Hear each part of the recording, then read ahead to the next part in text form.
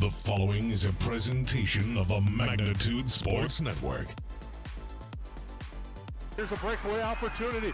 Battling and driving a penalty kill. The shot and goal!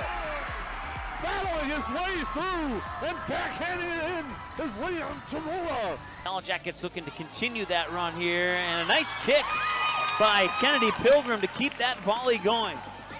And a block at the net. High to the 6. Knoll drives one into left center field. Hit well and deep, and a diving catch in left center field. A heck of a grab. Jordan Leininger took extra bases away and 2 down. Hackle fires right side complete. The hook and ladder. hey. Richter. Joe Steve. He could go. Richter. To the house. Touchdown Jackets. Levi Richter on the Yellowjackets lead with 13.8 seconds to go. 3 seconds to go. Cooler with the ball. 1 second at the buzzer. It's in! And the Pelican Rapids Vikings on a shot. And Matty Cooler go to the state tournament undefeated at 29-0. Let's turn things over to the broadcast booth. The pregame show starts now. Welcome to the Hive as we have wrestling action for you tonight as the Fergus Falls Otters are in town to take on the Perham Yellowjackets in a Section 8 AA matchup. I'm Lance Rock alongside Jesse Hine, Jason Groth on production tonight, helping us out here as we're starting to get the first action of the wrestling season off, and a lot of wrestling's already happened, Jesse, but it's the first time for the home opener for the Yellowjackets, and you, as a former Yellowjacket wrestler yourself and coach and those sorts of things, maybe touch on a little bit of those opening night jitters. It's almost like a second start to the season for the Yellowjackets. Yeah, I mean, there's just nothing that compares to wrestling at home in front of your home crowd, and I mean, all the way back to weighing in an area that you're comfortable with, practicing, warming up in your own room, just kind of getting your normal routine down. Like you say, it's just special. Yeah, it's going to be a fun night of action, and I know the Yellowjackets have been waiting. It's been a busy season for them. You're going to see and hear a lot of match counts for these kids as they had a really busy action-packed, filled with matches all over the state, from big tournaments to duels to triangulars before Christmas, and probably highlighted with Rumble on the Red, one of the largest tournaments anywhere, probably. Yeah, I mean, that tournament is bar none one of the toughest in the country. I mean, you're drawing teams from all over the Midwest, and you get to see people you don't normally get to see, and it's kind of a set the bar tournament for yourself to see where you're at, and you get to see some awesome competition and get a ton of matches. And we'll touch a lot on that later on, as this is kind of the Budget Blinds pre-game show, as we're on a little bit early tonight because we're going to bring you the JV matches as well. Maybe not quite as much commentary on those as you will get on the varsity, but we both know how hard these kids work, and it's fair to have the JV wrestlers on as well. So we'll kind of give you a little lineup here about what we're going to do tonight. Approximately about 6 o'clock, maybe a little bit after, we'll start with JV matches, and there are 10 of them on the docket tonight if everything pans out. So we'll carry 10 JV matches. We'll follow that up. We'll have a little gap in time as everybody kind of warms up again, gets ready to go, but I can't imagine it's going to be a long time in between. We'll stay on the same stream, so you don't have to do anything but go get a little bite of supper if you're, or popcorn or whatever you want. Hang with us, and we'll bring you the varsity matches, and from all indications, which is a really good thing, this looks like it's going to be a full night with no open weights. Yeah, that's huge. I mean, fans come to watch a full match, and especially, you know, with having one less weight class this year, we want to see the guys compete. Yeah, we'll talk about that too, the change in the weight class all through the state of Minnesota and what that means for a lot of these teams going through. We'll try to highlight some wrestlers. We'll try to get things going for you guys. We just hope we can do a great job, because it's such an exciting time, and we hope our broadcast comes across that way. So tonight we'll start out with the Fergus Falls Otters JV wrestlers versus the Perham Yellowjackets JV wrestlers. I would say we'll come back and talk, but we're gonna get through a little bit of ads from our sponsors who make this possible, and it's really cool event tonight that all of our sponsors kind of chipped in, so we'll be commercial free tonight through all the varsity matches. JV, we might sneak in an ad for our sponsors here or there, and you're going to hear us talk about our sponsors a lot, but really neat how this set up that we will not have to break away from the action unless we need to. So we're on the Budget Blinds pregame show. Our Dakota Fins and Feathers are going to bring our JV matches to you tonight, and we'll bring some of that as we get going. Frontier Airlines will have a mid match recap. We'll go through all this again before the varsity. Visit flyfrontier.com today to learn about the Go Wild Pass and Lock In one-way flights in and out of both Fargo and Minneapolis for as low as $15. We would like to thank Great Clips. They're going to be our overtime sponsors, and you know, it's one of those things in wrestling. It's like any sport. You get to overtime, it's going to be fun. Lakes Area Hardware will bring us our starting lineups later on today. United Community Bank with our scoreboard. Reuter Family Dentistry is sponsoring Pin for the Win for both teams tonight, so that will be one more thing that we can. J&L Nutrition with the wrestlers of the match. EOT is going to bring your post-game report. Grab a quote today and visit eotinsurance.com. And Perham Health, how much more fitting than that for them to sponsor our blood timeouts tonight. So every time we go to a blood timeout, and we're kind of hoping and waiting to see the entrance of Coach McEachran, as we like to call him, probably has spent as many years in the wrestling room as he has on the football field with his expertise at being the blood man. So a lot of great things coming your way. We're going to break away here for about 2-3 minutes of some sponsorship ads, and we'll be right back with some JV wrestling tonight, live from the Hive on Magnitude Sports. Odds are there's an ace right in your neighborhood with expert advice and the right tools to make your quick fixes even quicker. Around the block, what you need in stock with people who know their stuff. Welcome to the Home Convenience Store. Hi, this is Mallory Stotterell and Erica Saylor from Lakes Ace Hardware. You can expect expert help for your next project at Lakes Ace Hardware, right here in downtown Perham. Ace is the place with the helpful hardware, folks.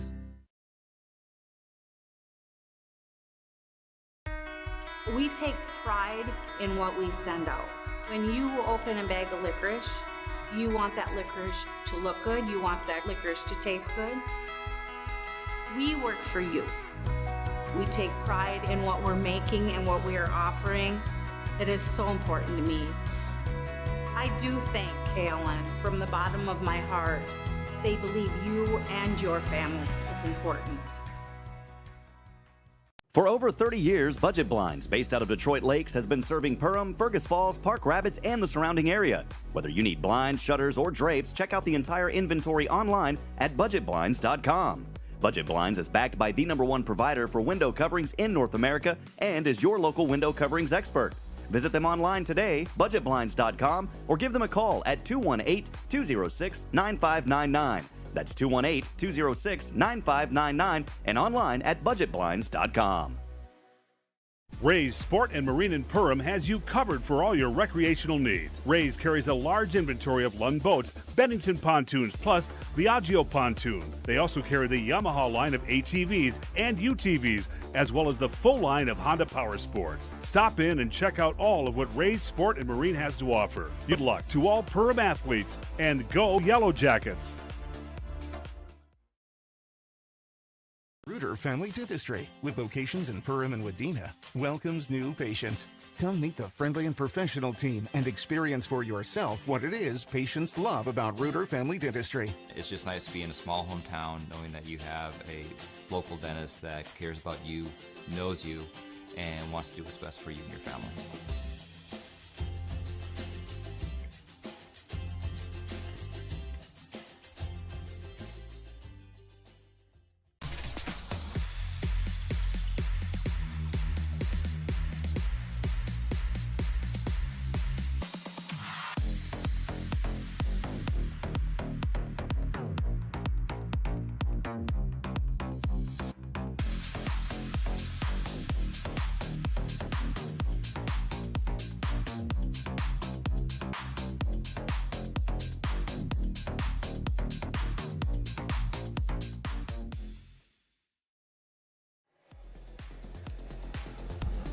Hey, welcome back inside the Hive as we're getting close to the start of the JV portion of this event. And again, if you're just tuning in with us, we'll do 10 JV matches, take a little breather, stay on the same stream. We'll come back with the varsity action with a full lineup, it looks like, for both teams. So this is going to be a fun night of action. My name's Lance Rock. I'm followed along by a debut night for Mr. Jesse Hine, and we got Jason Groth along with us, kind of help push some buttons and getting us going as we get started tonight. So 10 matches coming up in the JV portion, and again, it's one of those things that we'll try to pick up some names as we go. We try to talk to coaches were in the meeting, and we'll get those things going. But if you're following along, we'll give you kind of the first couple, that way we can get going.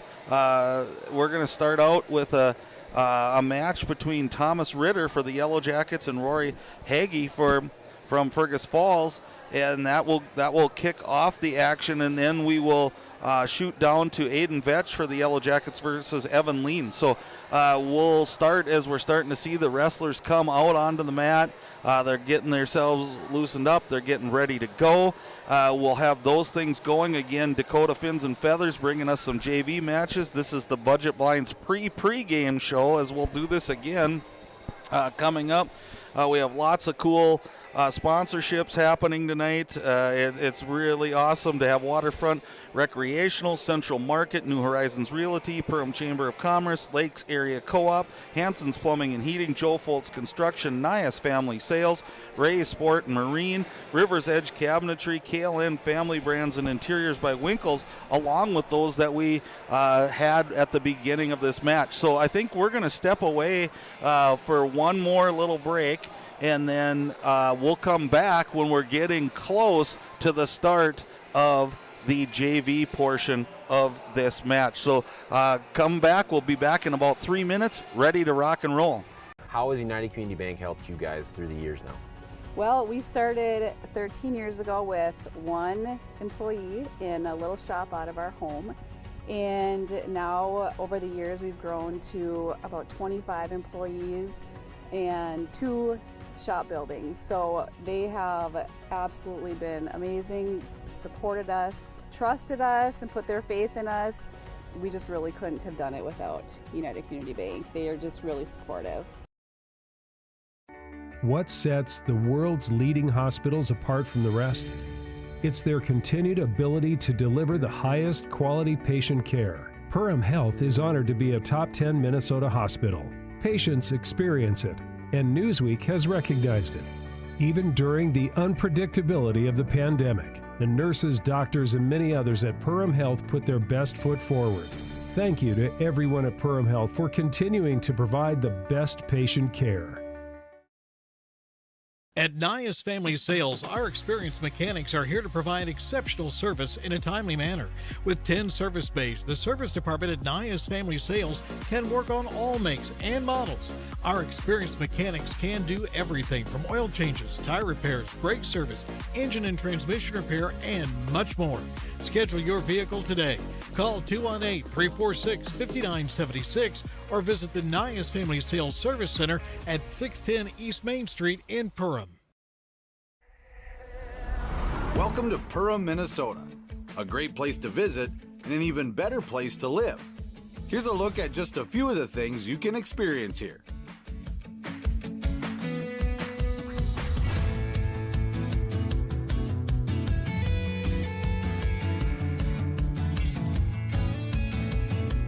To learn more and plan your next getaway, visit Perham.com.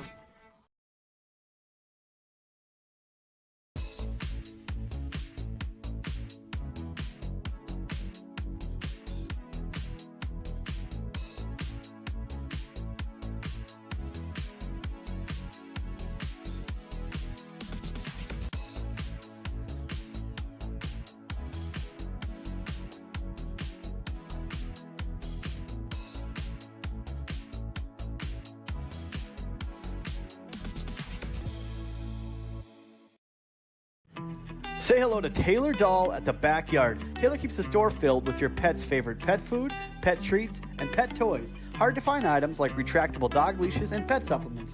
The backyard also carries everything you need for your livestock and poultry operations. Are you a bird watcher? The backyard has one of the best selections of bird seed, suets, and feeders in the area. And finally, don't forget to book a spa day for your dog with one of our professional dog groomers. 218-346-7487. At Waterfront Recreational LLC, the mission is to deliver high-quality and custom-built steps, decks, and docks so you can access and enjoy your property. We believe in hard work, honest and fair dealing, high-quality craftsmanship, and excellent customer service. Our products have proven results. We can't control the weather, but our docks remain rock solid in the windiest of conditions. We also offer boat storage in the wintertime. Call or text 218-298-1353 for more information about each of our services, or visit waterfrontrecreational.com today.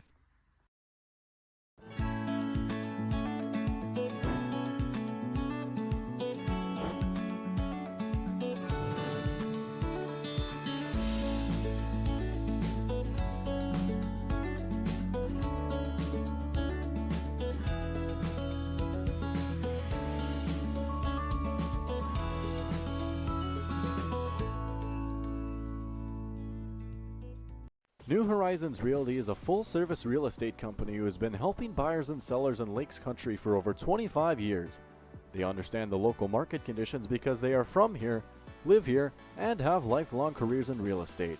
Get a free estimate with an experienced, local, laid-back, and friendly agent that's a part of a team you can trust and will go to work for you. Visit permrealestate.com or call 218-346-7767 to speak with Chad and his dedicated team at New Horizons Realty in Perm.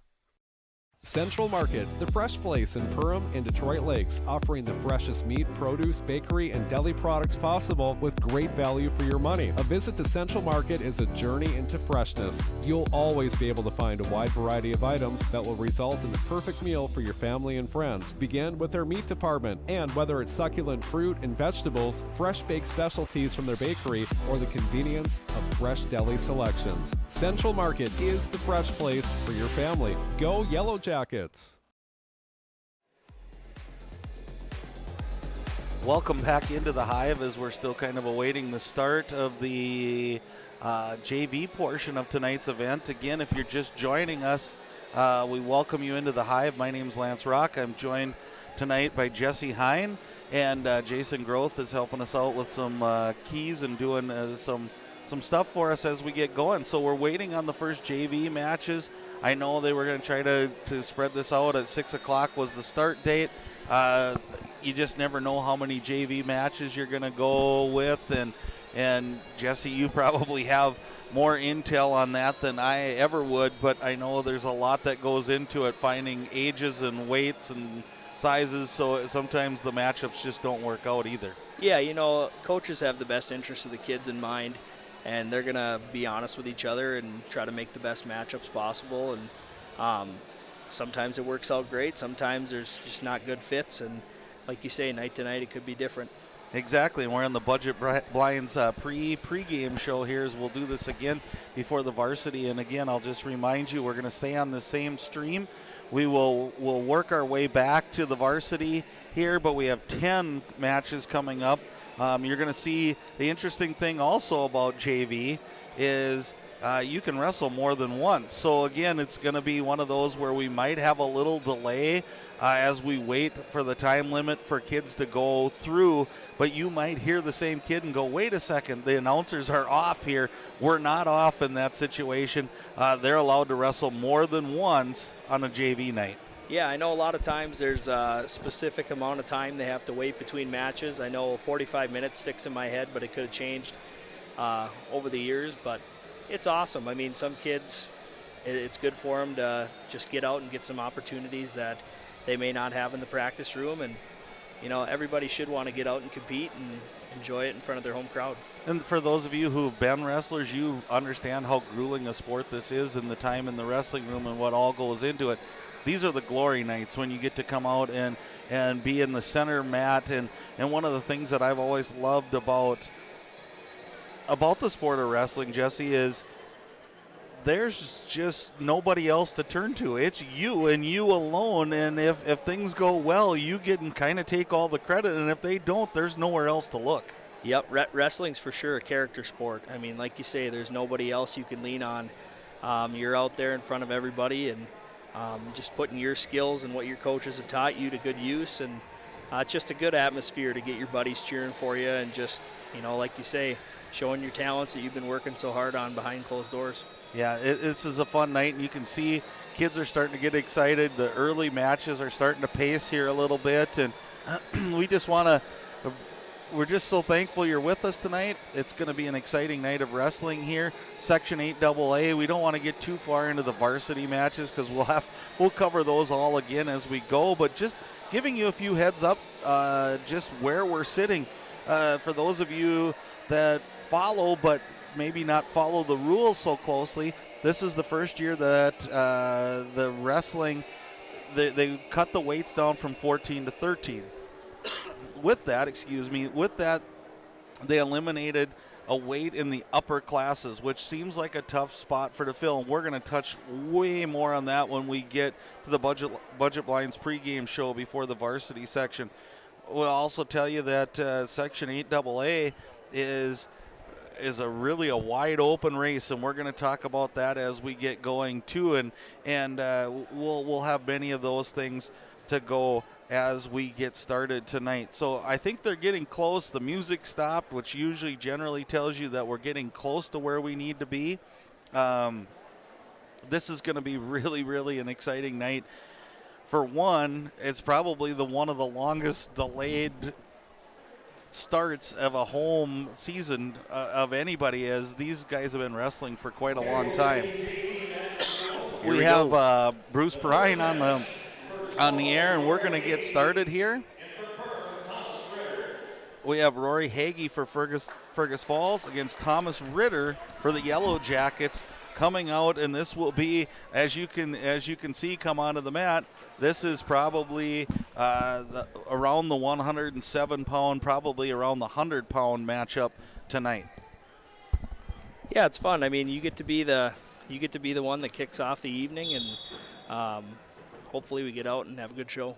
Yeah, this is you got to think nerves of being at home. I'm going to zoom in on our camera just a little bit. Early shot in here and takedown back points, and this is what happens in some JV type situations. Big mat for some of these guys and a home opener, but Fergus Falls, we have Rory Hagee looking like he's got in a pretty good position here, and it's one of those that it's got to be tough to be in. Yeah, he's really cinching it up tight, and every move that Ritter makes, it seems to just get a little bit tighter and tighter. He's doing a good job fighting down there. We'll see if he can hold on. Oh. And he did not, and there's a fall for Rory Hagee in the first period with 1:16 left to go, and that's sometimes the dangers of having JV matches as we get going.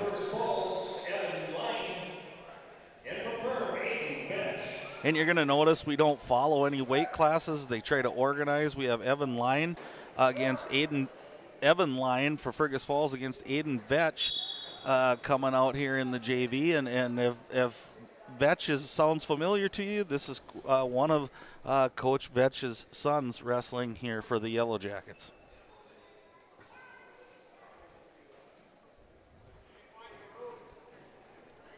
Again, like I said, we'll bring some announcing to you, but we're going to let some of this play out as we get going. Looks like an early snap down here. Yeah, Vetch has got to work up to his knees there a little bit. And there's the danger of, if you sit there too long, pretty soon they can get the weight and momentum turns you over on yourself. And really hard ride here. You got to be impressed with the Fergus Falls Otters, Evan Lyon here. And you're going to see him a couple times as well as Rory Hagee. But a good hard ride. It's one of those things that I think sometimes goes unnoticed, Jesse, that a hard ride really leads to offense sometimes. Absolutely. You can see he's up on his toes. He's doing a really good job keeping pressure forward. It just wears on a guy when you're putting that much pressure on. Right, and there's a second quick fall in the first period with 45.5 seconds remaining. So Evan Lyon with the pin, and this is somewhat why I think we drag out a little bit before our starting time, because you just don't know what's going to happen.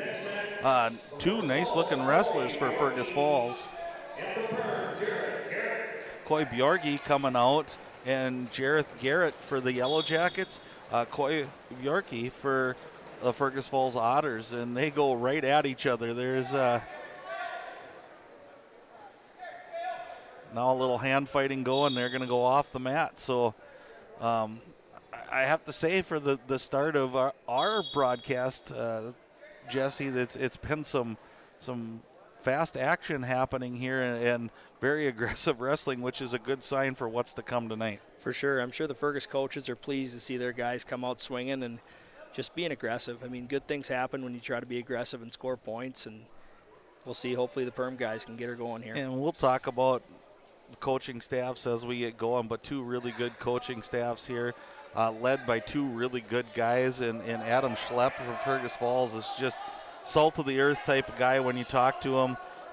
It does well with these kids, and you wish him well. And Coach Dave Vetch has come in after a long time. Coach Rob Mosier stepped down and has just done a phenomenal job with the Yellowjackets and his staff as well. And two really great guys that will do about anything for you to promote the sport of wrestling. And it's fun when you know all of that's happening. Absolutely. I know both these guys have kind of ridden the ebbs and flows of the programs. I mean, they've both been parts of really successful seasons, and also on the other end, which makes you appreciate, the good times as well. Yeah, and we'll go through all their whole staffs when we get to the pregame, the Budget Blind pregame show. But we had a takedown here for Jarrett, and then Bjorki with a reversal, tied up 2-2 with about 20 seconds remaining in this first period, and then back points coming here. You're going to hear those words like short time and those things, and we're under 10 seconds remaining, and kind of working back to his base here is Garrett, and boy, nice ride there, and you see the officials holding down some points. So we're going to see there's 3 near fall coming, so it'll be Bjorki with a 5-2 lead heading into the second period, and it's kind of nice to get out of the first period. Yeah, there we go. Guys. Hopefully this action from the first period continues, and it's fun to watch. I'd like to thank Dakota Fins and Feathers for bringing some JV matches to you tonight, along with a lot of other sponsors that we'd like to thank. Frontier Airlines, they've been with us all year, and they will give us a mid at 1:45 in the Varsity. We'll do a quick recap, sponsored by them, and we'll do some other things as well as we go through this night, and you're going to hear these sponsors, and please thank them if you see them, or patronize them as they bring this to you about each and every night, it seems like, out of the Hive. Minute 30 left to go in the second period here. Really good matchup here between two wrestlers. 5-2 lead right now for Bjorki from Fergus Falls. It should be a reversal here. There we go. There, he got it. So 2 reversal for Garrett. Makes it 5-4 with a minute 10 remaining on the United Community Bank scoreboard. We talked about matchups. I don't think the coaches could have got this one any more right. No, they've both been in this position. It's been awesome. And there's a fall for the Yellowjackets. Jareth Garrett with a fall and kind of a turnaround in events, and that's what you never can give up in wrestling, because as long as you haven't, it's not over. It's not over. That's right. That's the beauty of it. There's no other sport that's just, could be instantly over, and you always got to be on your toes and ready to rip.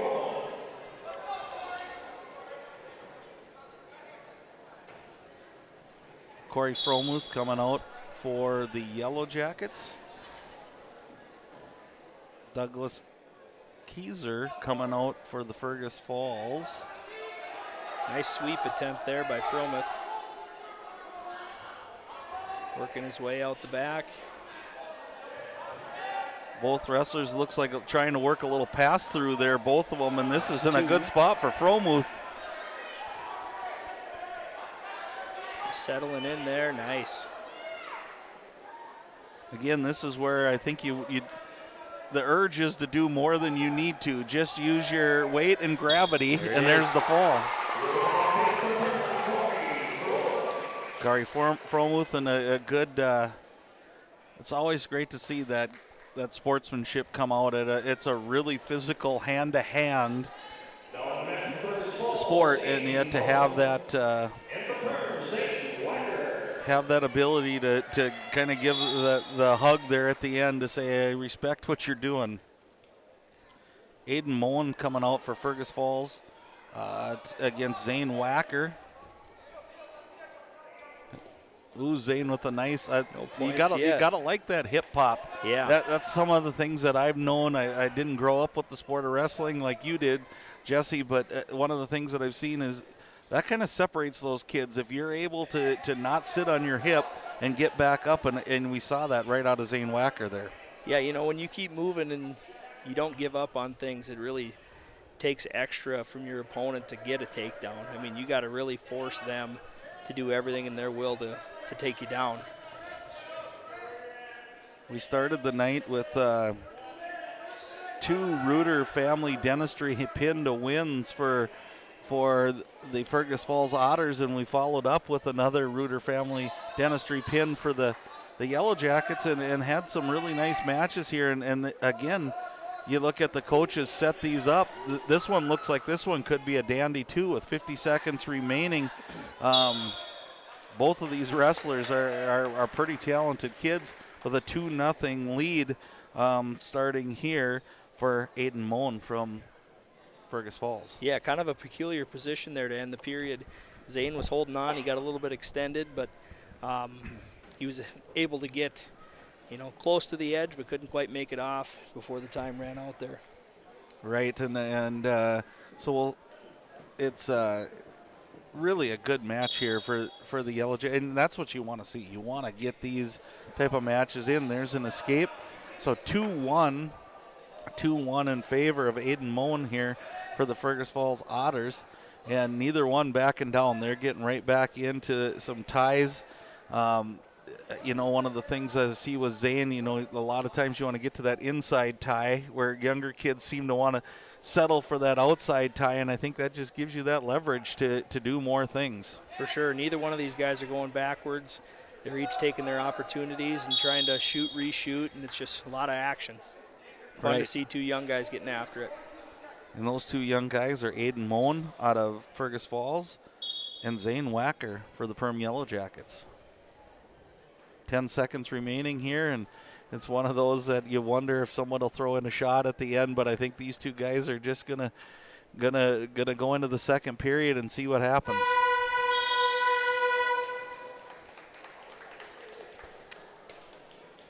Again, just a shout out to some of our sponsors early on, and we'll try to mention them many times tonight as we're going to go commercial free. And here's our first blood timeout, and our blood timeouts tonight are sponsored by Perham Health. So Perham Health in charge of bringing you these blood timeouts, and they're patching up Mr. Zane Wacker right now, and we've got Colton Lehman, and we'd be remiss if we wouldn't mention his name a couple times tonight and all the things that he does for the Perham Yellowjackets, and very fortunate to have him on staff and what he brings not only here tonight but each and every night.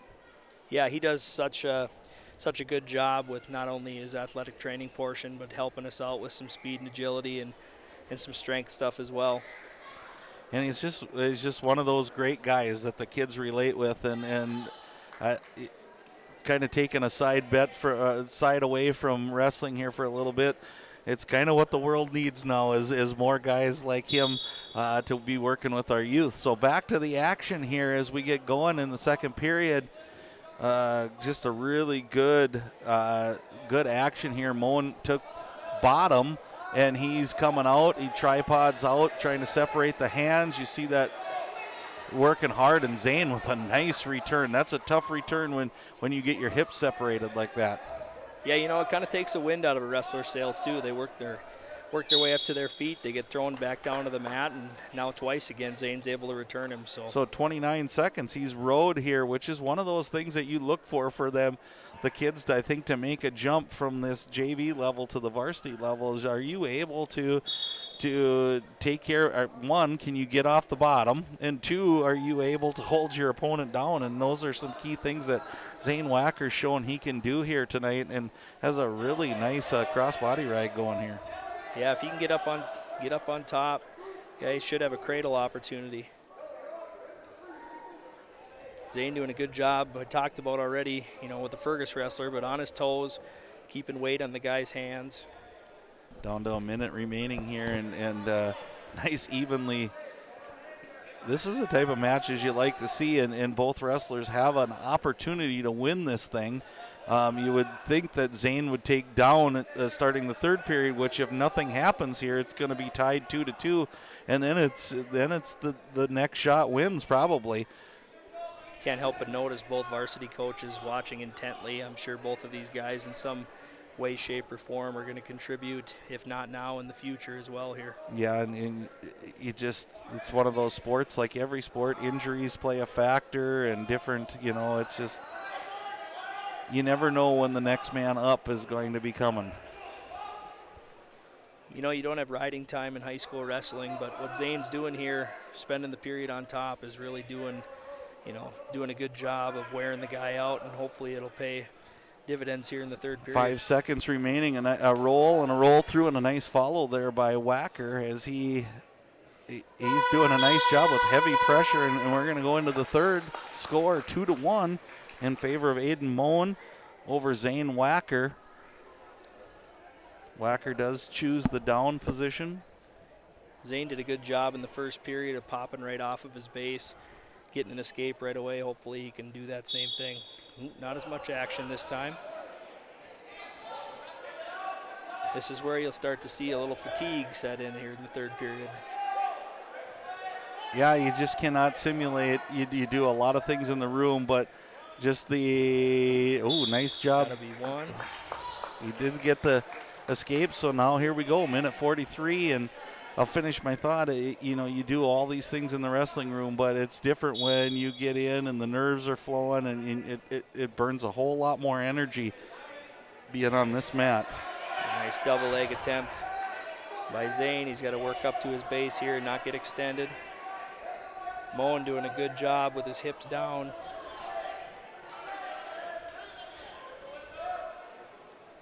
And this is one of those areas that I used to think, and now I'm starting to, if you can get to that ankle and pull that up, you're almost better off being the one that was on the defense. And you see him trying to get to that ankle. Now he's getting into a... He went the other way. Went the other way. Got that arm pin behind. Takes a 4-2 lead. Does Aiden Moen from Fergus Falls. 55 seconds remain in this one, and we'll see. Zane did such a good job of riding out the second period. We'll see what Aiden Moen does here. Moen's length has been an issue for Zane here. Just being able to reach over, grab ankles, and just kind of cling on. And it's one of these dangerous positions where, you're trying to do everything you can to hold him. Now we're trying to get some back points, but you can give up one, don't give up two, sort of deal. And when is it time to bail out? This is going to get interesting here in the last 20 seconds. We're getting into close to scramble mode, I think. Zane's got to create a little action here, give himself a chance. There's his... Hold on, he held on to that leg. There's the roll. There's the throw. That's two. So now we're tied 4-4, and there we're... No back points. No back points. So we're going to have our first great clips overtime, I believe, and didn't think it would come in a JV match, but we get a 1 minute extension of this, and Moen's a little frustrated, giving that up at the very end, and that's where we said sometimes it's better to give up that escape than the reversal. And Zane now has all of the momentum in his side. There it is. Zane Wacker with the 2-point takedown, and its first score wins in the first overtime. So Great Clips bringing you that overtime action in JV. I'd like to thank Dakota Fins and Feathers for bringing you these JV matches.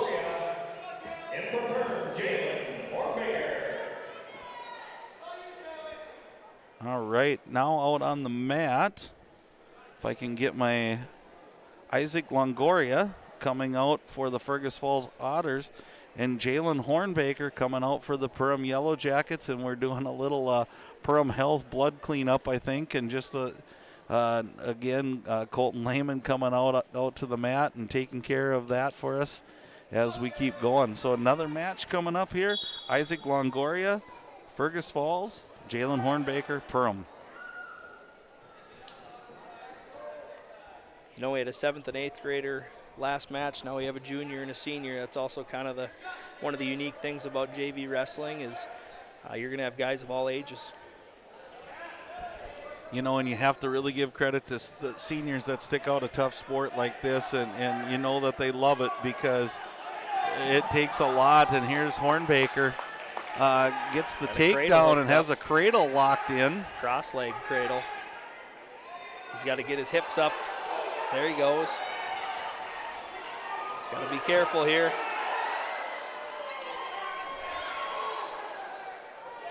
And there's some of just that feel. You know, wrestling is such a sport of knowing when to bail out, when to just get out of a situation. And a nice job by Hornbaker, just showing pure strength there with a minute to go in period number 1. And after all the dust settles, I'm still not sure that's the right score, but 5-4 we have in favor of Isaac Longoria out of Fergus Falls with 40 seconds remaining in the first.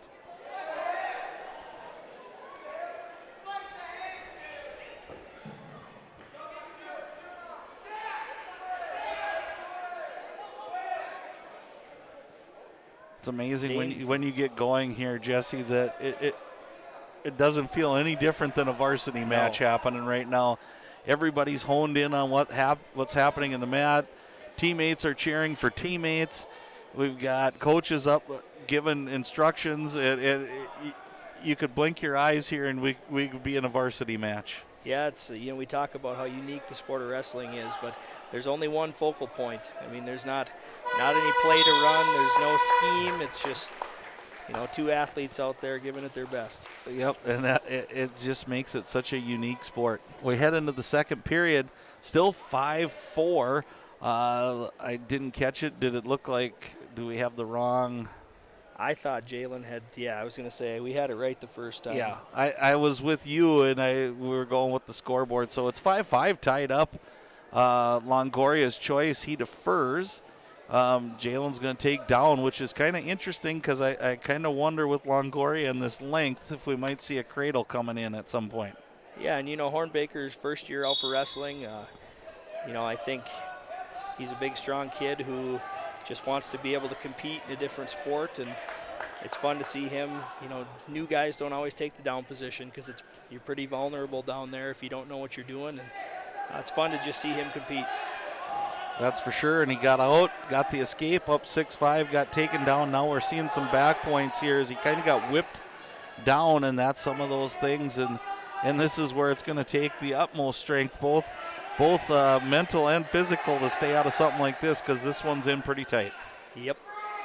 And there's the fall for Isaac Longoria, wins by pin, a Reuter Family Dentistry pin for the win for the Fergus Falls Otters, Isaac Longoria.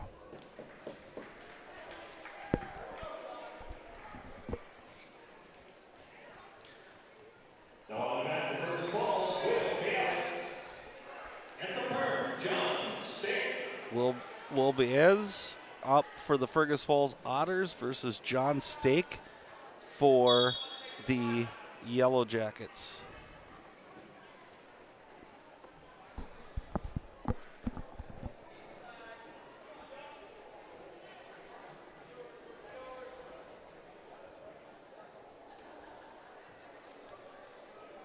Little throwback singlet out there. I remember that from a number of years ago.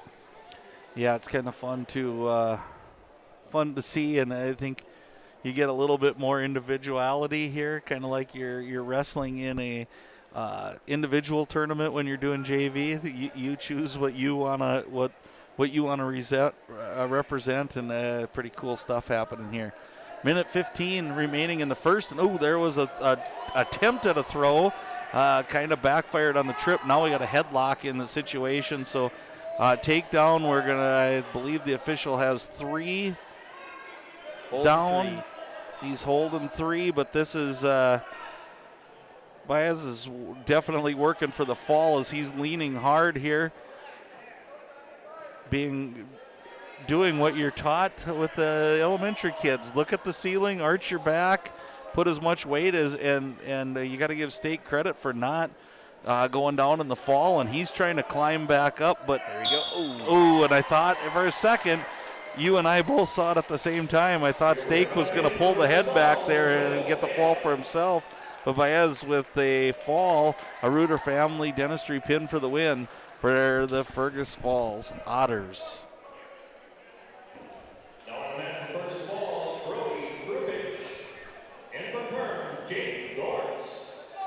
We have Brody Krupich out for the Fergus Falls Otters against Jaden Gorance for the Yellowjackets. And again, we would like to thank Perham Health, East Otter Tail Insurance, J&L Nutrition in the Backyard, Reuter Family Dentistry, United Community Bank, Lakes Ace Hardware, and many, many more for bringing you this live action on Magnitude Sports. The Gorance name, no stranger to the black and gold singlet. Couple of Gorance boys going through. Both were just tougher than nails. Yep. And I don't expect anything different out of young Mr. Jaden Gorance.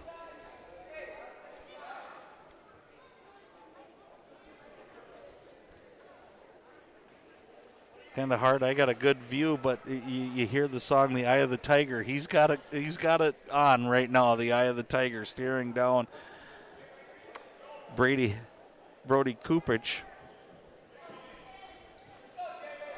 Get some young big guys out here jockeying for position a little bit. We'll see who makes the first move.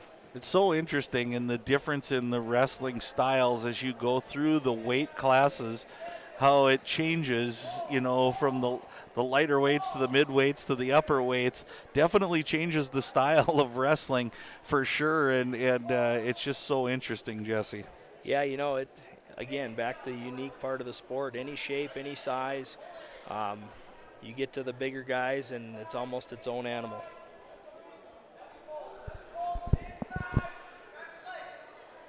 Yeah, it's so crazy. It's just it's fun to watch, and it's one of those sports again that it's so fun to watch these kids compete, because you have no idea. JV in wrestling is anywhere from 7th grade to, like you said, we saw seniors out here, and you don't know who you're going to get matched up with, and you can't worry about it. You go out and take care of what you can take care of. For sure. I know being a young big guy myself back in the day, there were times where you got put up against men, and you weren't quite ready for that, but that helps you learn, and you get experience from all those different opportunities. And then you hope for someday that role switches and you become the man and you get the other opportunity. And I remember that happening with you and seeing a lot of freight train doubles going through this, not this gym, but a gym in Perham somewhere close. So, again, 0-0 after the first. Gorance takes down. We got a cradle in. Nice job of that separation there. I just saw him do kind of that old, we got penalty point. Clasp? He called a clasp, but he did have an arm in there, so. That's what I thought. That it is a legal hold. It's one of those things that maybe we saw it wrong or whatever, but I like the explanation happening here. For sure. This is a learning event. This is what it should be about. Gorance gets the point. I did like his little mule kick there. I don't know what better to call it, but it separated those hands. Working to your feet. Nothing stirs up a crowd better than two big men going, and you gotta love that because it's the first ooh Yep, we the heard first tonight. ooh and the first ah when the big guys hit the mat. And you gotta love that. Lawrence got to get his head up here. Ooh, full Nelson. And it's young wrestlers put in a big position here, and you're going to see mistakes, but you know what? You don't learn unless you do something. And I go back to a saying my grandpa always used to tell me, and I don't think he came up with it, but he always used to tell me a person who never makes mistakes never did anything. And then that's how you learn is making mistakes. And good mat returns here by Brody Krupich.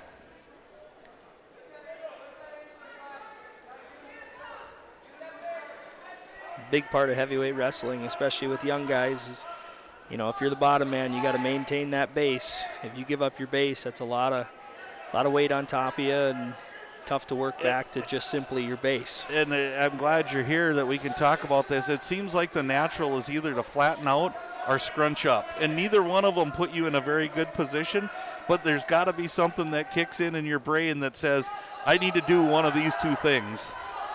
Our coaches used to talk a lot about the path of least resistance that feels so right, but a lot of times is so wrong. Good job by Gorence working to his feet after being returned a few times and, staying the course and just working his way for an escape.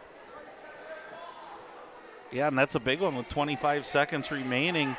That 3-point lead is really a nice lead. It gives you, here we've got a headlock attempt. And a lot of times, here we go. Some back points. He's not holding any. No back points. Gorence with a really nice job taking a 5-0 lead into the third period. Taking my kids to wrestling, it really doesn't change that much from when you are a kindergartner. He sat in the chair, let the headlock slip by, and took the 2 easy points. The great equalizer, they say, the headlock. Yep.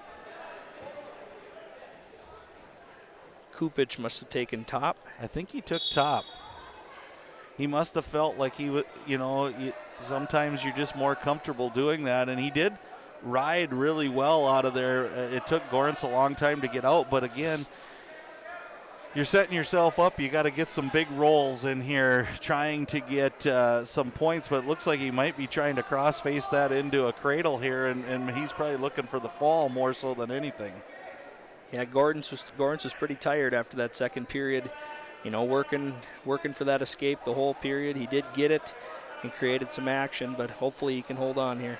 Yeah, lots of not happening in high school sports, but a lot of riding time happening here. Oh, you get to that college. There's that cradle. I thought he was working for it. And here's the fall. We have a Reuter Family Dentistry pin for the win by Brody Krupich, and Gorence, had a really good match, and that's one of those things that now you can work on in the wrestling room is we got to stay out of those spots. Oftentimes, wrestlers have their strong suit, and, for this young wrestler, obviously the top position is where he makes his hay, and he knew what he wanted to do, and he executed. Right, we have Rory Hagee back out. If you remember, he was the first one out on the mat, this time taking on Jackson Kugler. Kugler in on an early shot. So, again, we speed up the action a little bit again. We got some back points happening here after a takedown.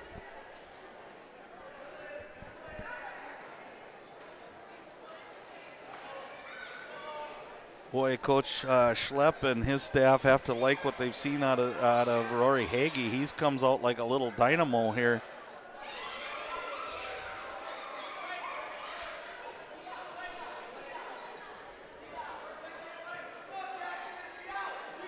Jackson trying to post a little bit, just trying to stay on. We got a minute. It's a long time with a lot of pressure. I almost think Hagee might be better unlocking that leg, working out in front with all the pressure he's got on, but he's trying to tip that leg up.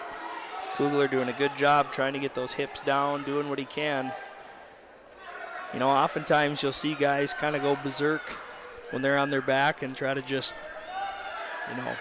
work their way out of there that way. And sometimes you'll see people calm, turn their hips over, and both seem effective at times. It awarded those points, so 5-0 lead. So it's one of those situations where you just, you don't know. It's kind of that, did that hold break? But now I think it definitely has. 15 seconds remaining. So if Kugler can come out of this only down 5 or get his own escape here, but just impressed with Rory Hagee and how he's stretching out Jackson Kugler.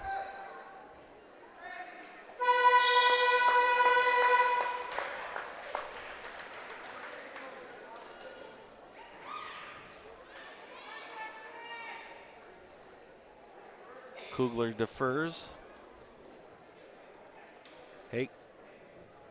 Hagee's going neutral, which understandably he feels like he's got shot attempts happening here and is doing a nice job.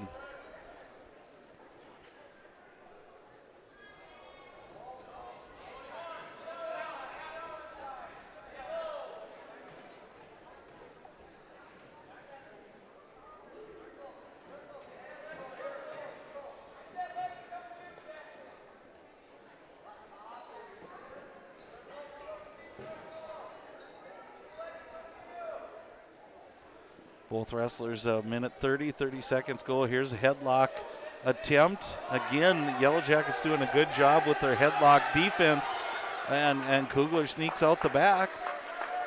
Kind of interesting. He tried that a couple times, and as much as you hear no, no, no from the crowd, sometimes you just can't help it. Kugler working a deep half here. Gotta love wrestling. You thought Kugler was almost all but lost, and now here he's totally flipped the script, and he's trying to do the same thing the other way. Sometimes you weather that quick storm, and if you can not get pinned in the first 30 seconds, oftentimes, you can settle in and start working the stuff that you need to. It's getting tight. Kugler doing a good job keeping his hips down. Got to try to elevate that head a little bit, and he might have it.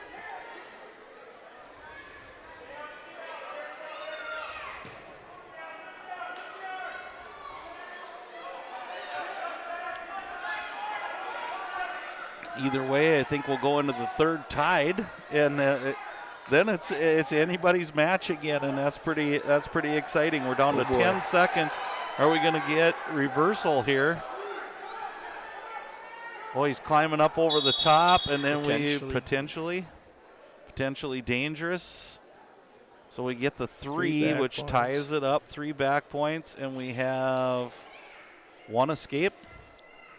Is that what he gave? I think he gave 1 on the escape, and now we have another Perham Health blood timeout, and I think both wrestlers are getting a little work done to them. So as that happens again, that gives us a little chance. We probably won't bust away for a commercial break till we have a little bit more time, but this is the JV portion of Fergus Falls and Perham. So don't think you've missed anything. We're on the JV match. We've got a few more to go here.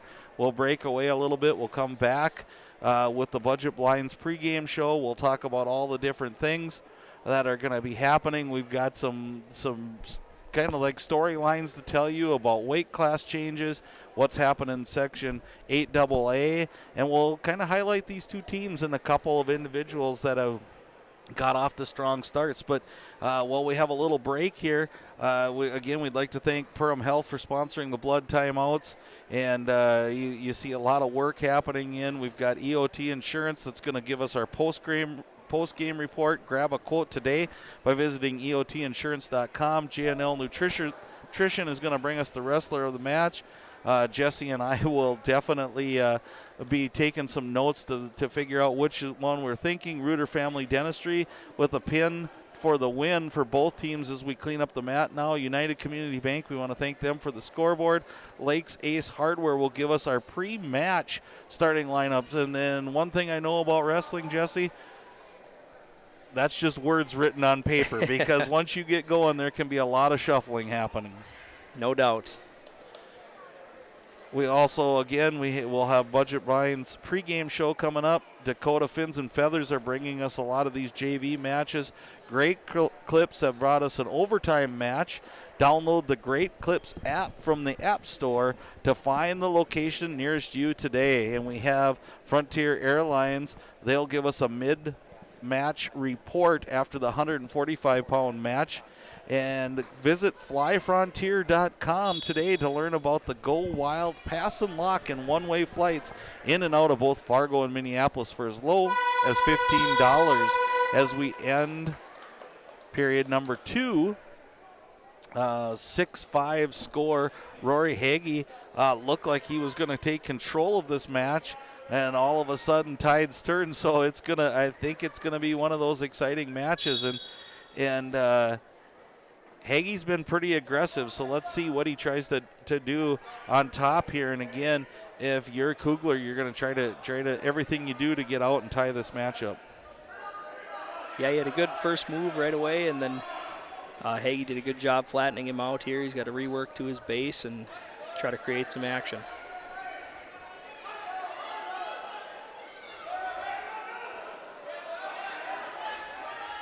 Hagee doing a good job with that arm bar, kind of a shallow arm bar, but he's working it with his hips really slow.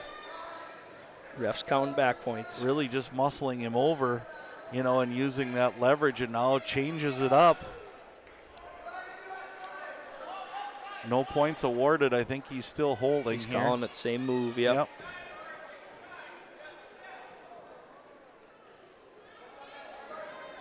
That's going to be tight if Hagee can get it over, but Kugler doing a good job keeping his hips down. Trying to push away that leg, just trying to take away that advantage. We're under a minute, which is a long time to go. Hagee's got the lead, and he's got three points waiting, so it'll be 10-5 in this match. And it's a precarious spot for the Yellowjackets here. Trying to get Kugler out of this as it's just so tight. A minute may seem like a short time, but when you're the one out there, it can be an eternity as well. I can't even imagine. And again, it's one of those will as a wrestler. Right now what's happening here is it'd take a person like me. I think I would have just given in by now, but that fortitude of wrestling just shows through and through, even in these JV matches. Some wondering probably why there wasn't a stalemate called. He's still got the pin hold. So that'll be a 9-5 win for Hagee.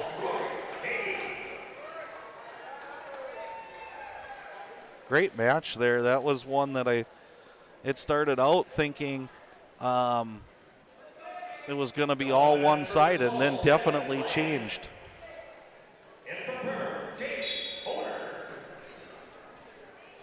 Evan Line coming back out. He had an earlier pin to win. Reuter Family Dentistry pin for the win. He's now wrestling Jake Honer from the Yellowjackets. And Honer comes out pretty aggressive, but getting awfully high. Lean does have a chance here, I think, to come out the back, and he does for the 2-point takedown.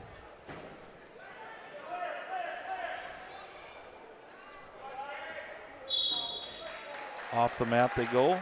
Minute 29 remaining in the first period. You talked about the opportunity for some of these JV wrestlers to, wrestle some of those guys on the varsity. And after talking with a few people, this guy's right in kind of the heart of Fergus's lineup. So I'm sure he gets a pretty good practice partner every day and sees some good competition every day in the room. Nice job there by Jake Honer. Back points too. Doing a good job just muscling it over.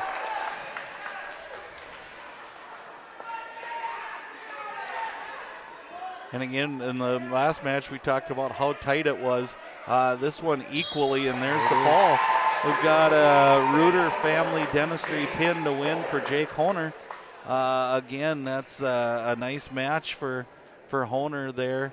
And that looks like that's going to wrap up the JV portion of this. So we're gonna take about a 3-minute break here, run through some of our sponsors. We'll come back for the Budget Blinds pregame show.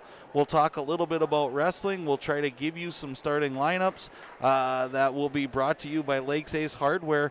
We'll stay on this stream, so give us 3-4 minutes to kind of regather our paperwork, and we'll be right back with the Perham Yellowjackets versus the Fergus Falls Otters in Section 8 AA Wrestling here live on Magnitude Sports.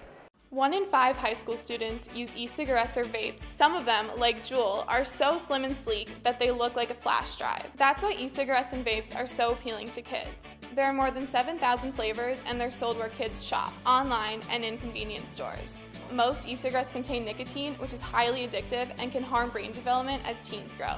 No amount of nicotine is safe for youth. Like it or not, we are a target. This message is brought to you by the Minnesota Department of Health.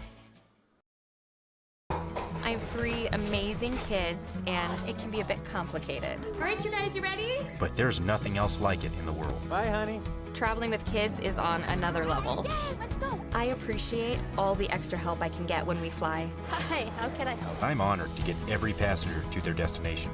I'm so grateful that I've been able to fly with my 3 young kids. At Frontier, we get it. We're flyers too, and we believe the sky is for everyone.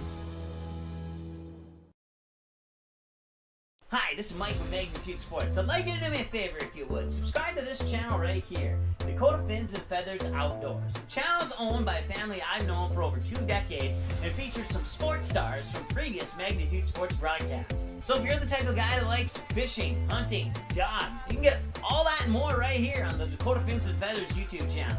You can also find them on social media, on Instagram, TikTok, Facebook.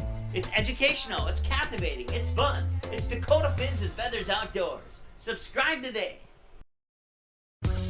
At Great Clips, we use online check-in to help NHL player Jack Hughes achieve game day flow faster, so he can do more with his time off the clock. Great Clips, official hair salon of the NHL. At Great Clips, we use clip notes to save NHL player Cale Makar's haircut details, so he's always confident in his hockey hair.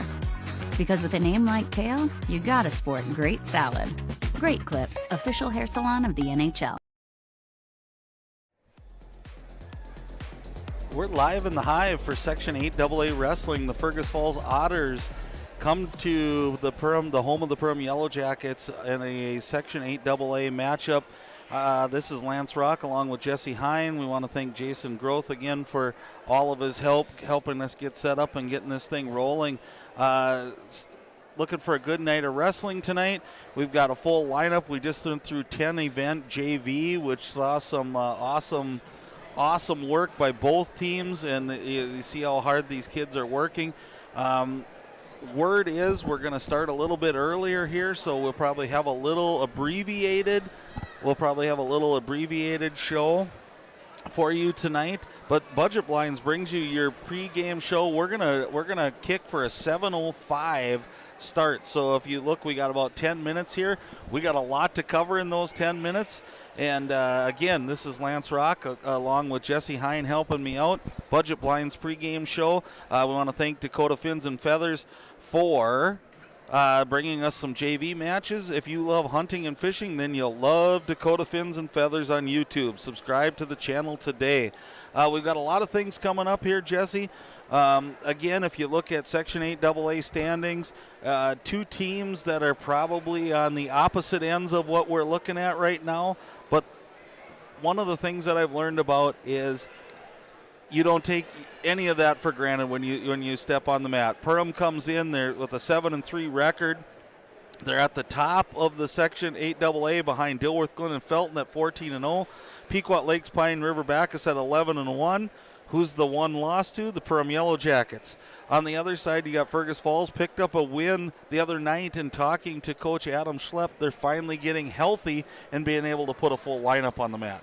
You know, that could be huge. I know you get through the holiday season, and sometimes for whatever reason, I know the Yellowjackets wrestled in some big tournaments and just had a large magnitude of matches in a short amount of time. And, you know, sometimes the injury bug, the sickness bug gets you, and getting your best 13 guys out there makes a world of difference. Right, and you really want to go through that portion of your season early on, and maybe that's the silver lining for Fergus Falls right now, and Coach Adam Schlepp and his staff is that maybe they think they've been through it, and once you get through it, it seems like things have a way of balancing themselves out. So that being said, you look on paper and you do those sorts of things. Definitely you're looking at the Yellowjackets as probably being the favorites tonight. But I'd never have walked into a wrestling match ever taking for granted that one thing's going to happen or another, because just when you expect something to happen, it seems like the opposite always does. Yeah, there's not many sports where you can have point swings like wrestling does. When you're expected to get 4 or 5 or 6 points and all of a sudden you get beat, that can be up to a 10 to 12 point swing in just the split second.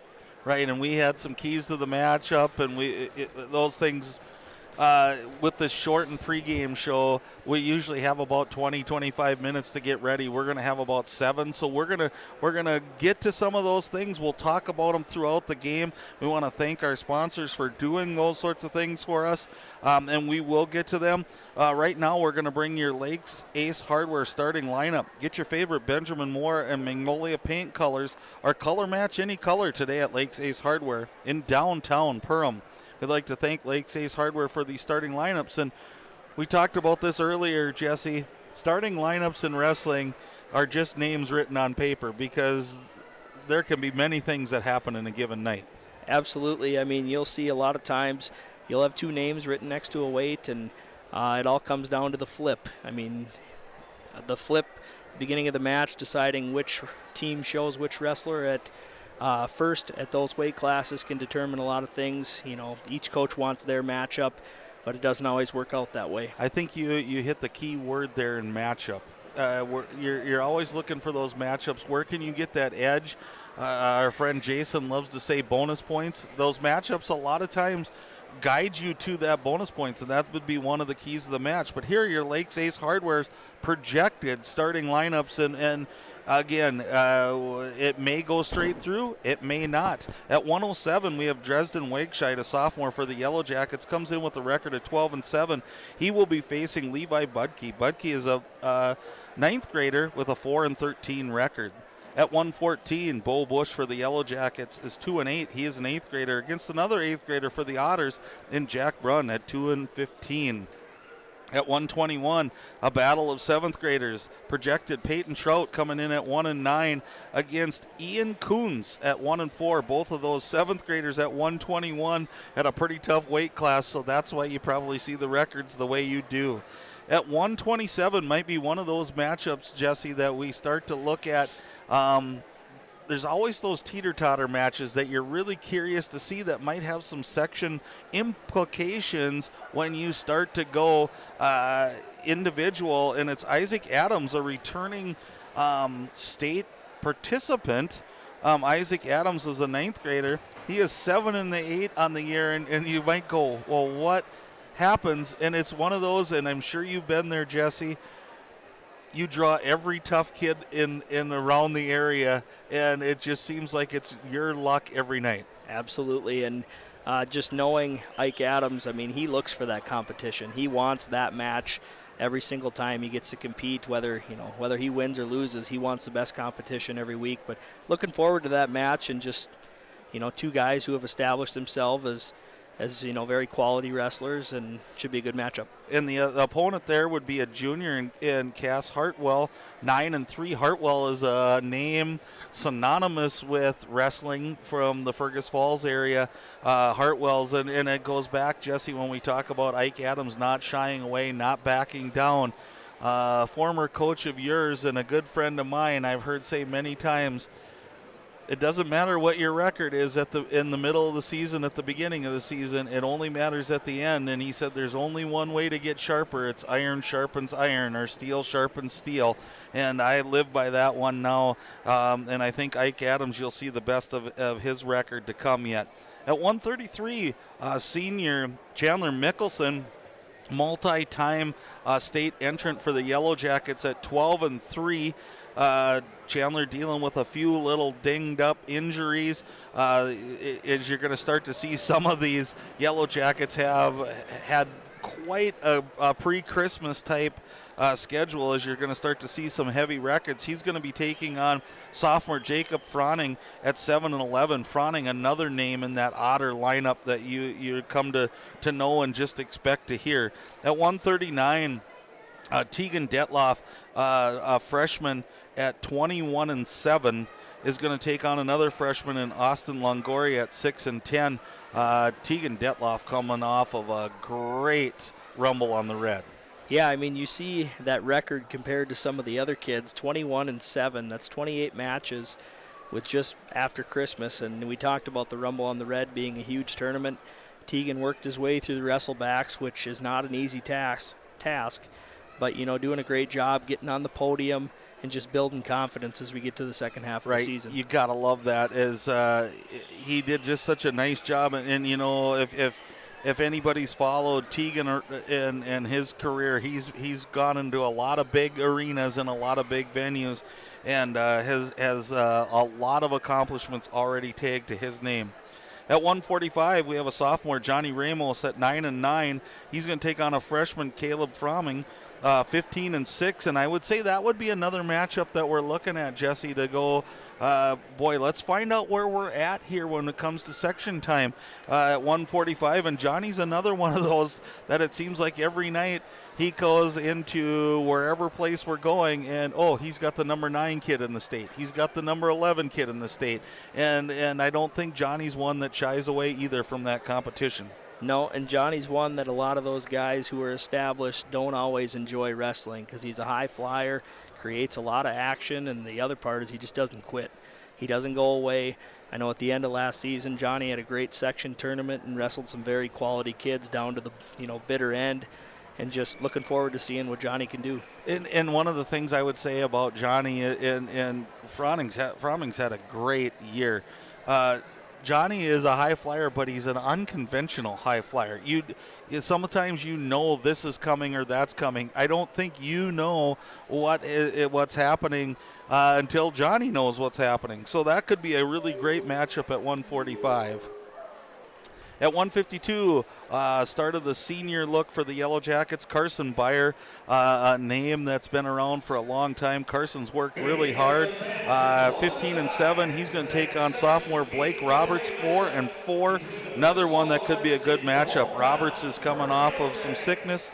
At 160, a freshman, Carson Zeise, 10-10 against Antonio Parker, 5-12, a senior. So we'll see what age does there. Sometimes that's a big difference. Carson Zeise, really accomplished wrestler at 160 as a freshman.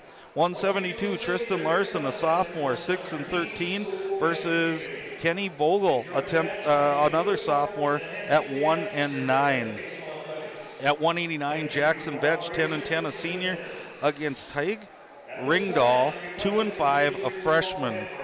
At 215, Hudson Hackle, 15-5, a senior. So you start to see the senior part of this, and we're going to step away for the national anthem.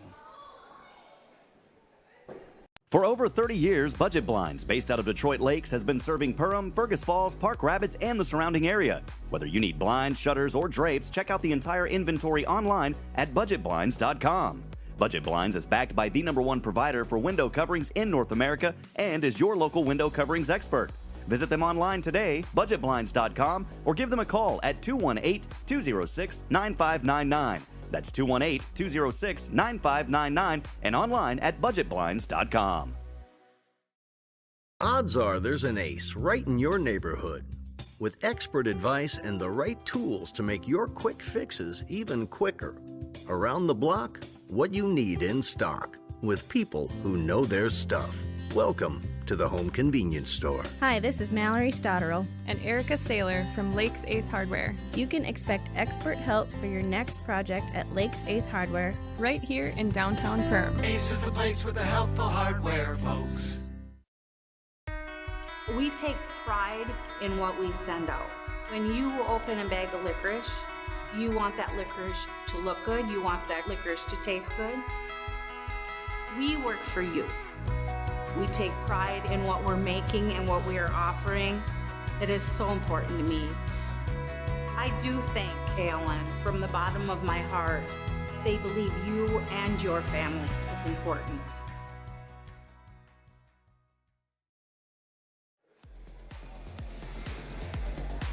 Welcome back, live from the Hive, Section 8 AA Wrestling going on. We're going to finish up with our Lakes Ace Hardware starting lineups.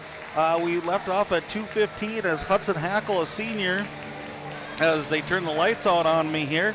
Hudson Hackle, a senior, at 15-5 against the freshman Nolan Field at 6-11. And the final match of the night will be Cash Burke, junior, 5-11 versus Max Braun, a sophomore, at 5-9. So there's some really good matchups in there.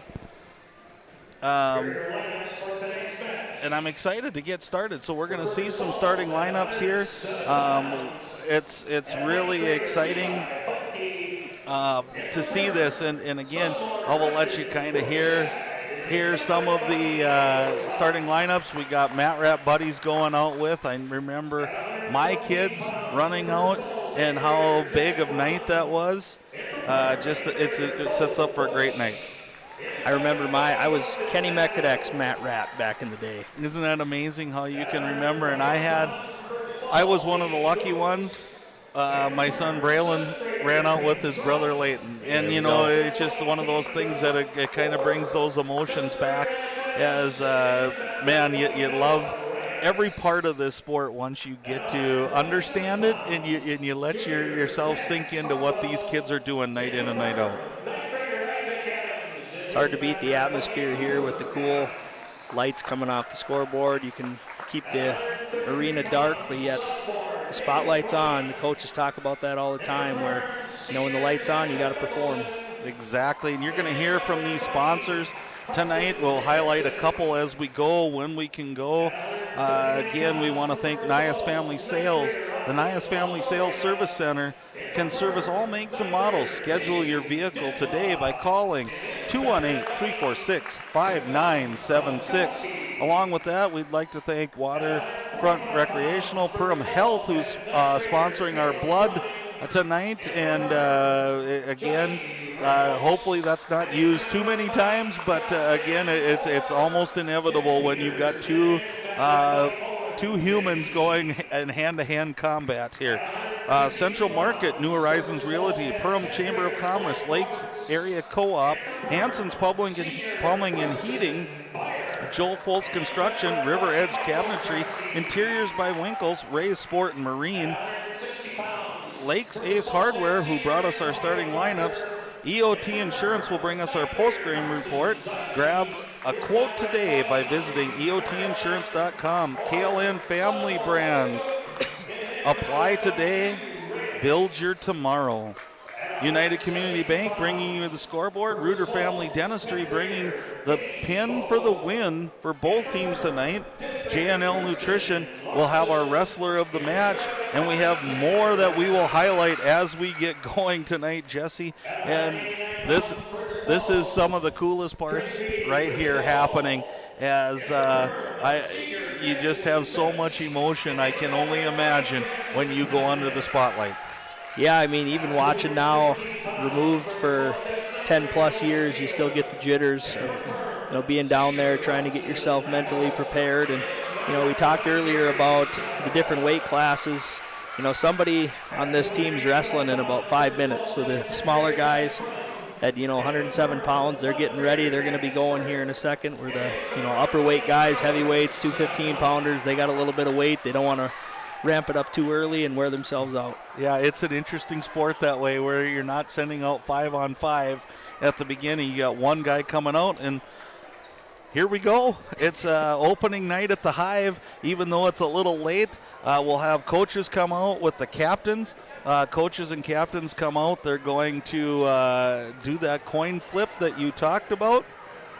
Just some really, really cool stuff happening as we speak. And again, it's one of those that it's such a battle, Jesse, but it's such a sportsmanship activity too. It's just crazy how the two mesh together. Yeah, there's quite a brotherhood in wrestling. You know, you all respect each other because you're going through the same hard work day in and day out, and just love to get out there and compete. And it looks like Fergus Falls won the flip. I don't know what they chose, but here we go. And I think we'll find out as we get going. It's one of those things, it's so awesome, and one of the things that makes it a little tough to broadcast is you really have to keep an eye on, an ear more so on Bruce Perham, as both coaches now come up and tell who's going to be wrestling. So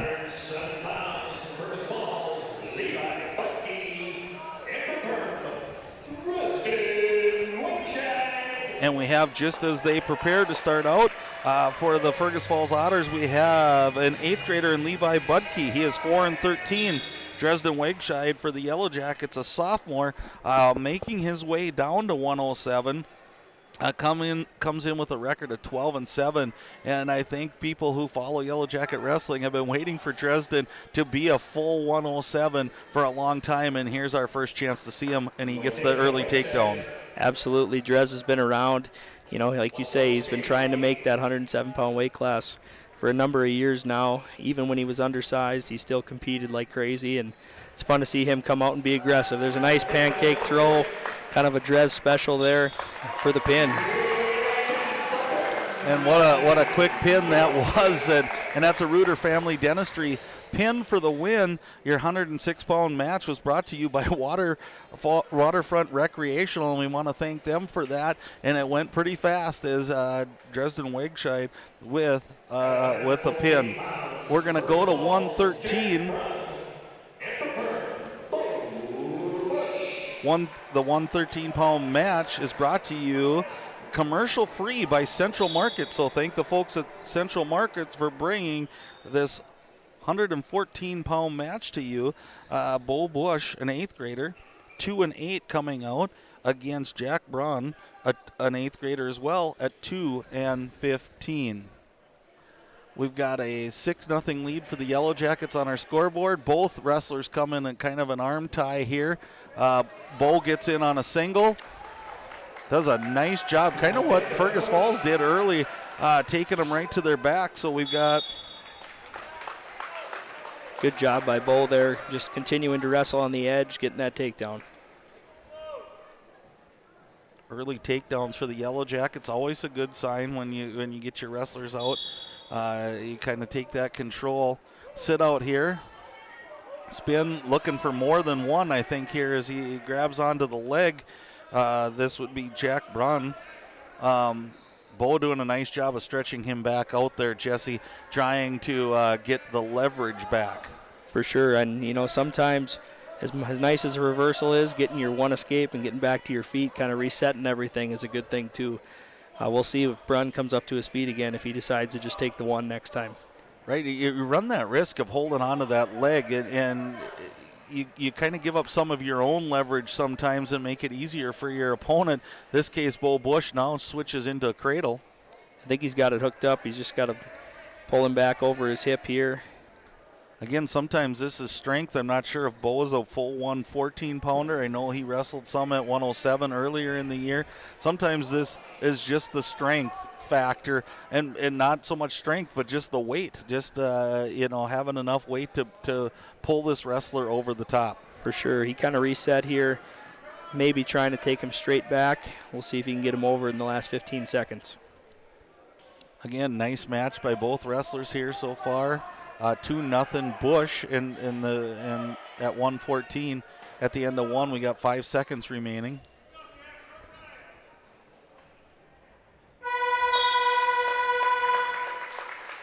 Probably both wrestlers did what they wanted to do there. I think Bo was in. He's got the choice. He's going to defer, and Brunn's going to take down. So 2-0 in favor of Bush. We start the second 2-minute period here. Again, if you're Bush, I think you probably try to head back to that. Maybe it's not, but a really quick start there by Brunn. Brunn here going for the escape. Well, now he's reaching back for a headlock. Looks like he lands it. He did, and that was a nasty one, and you could kind of see it coming. He threw it from a ways away, but it was one of those that caught Bush.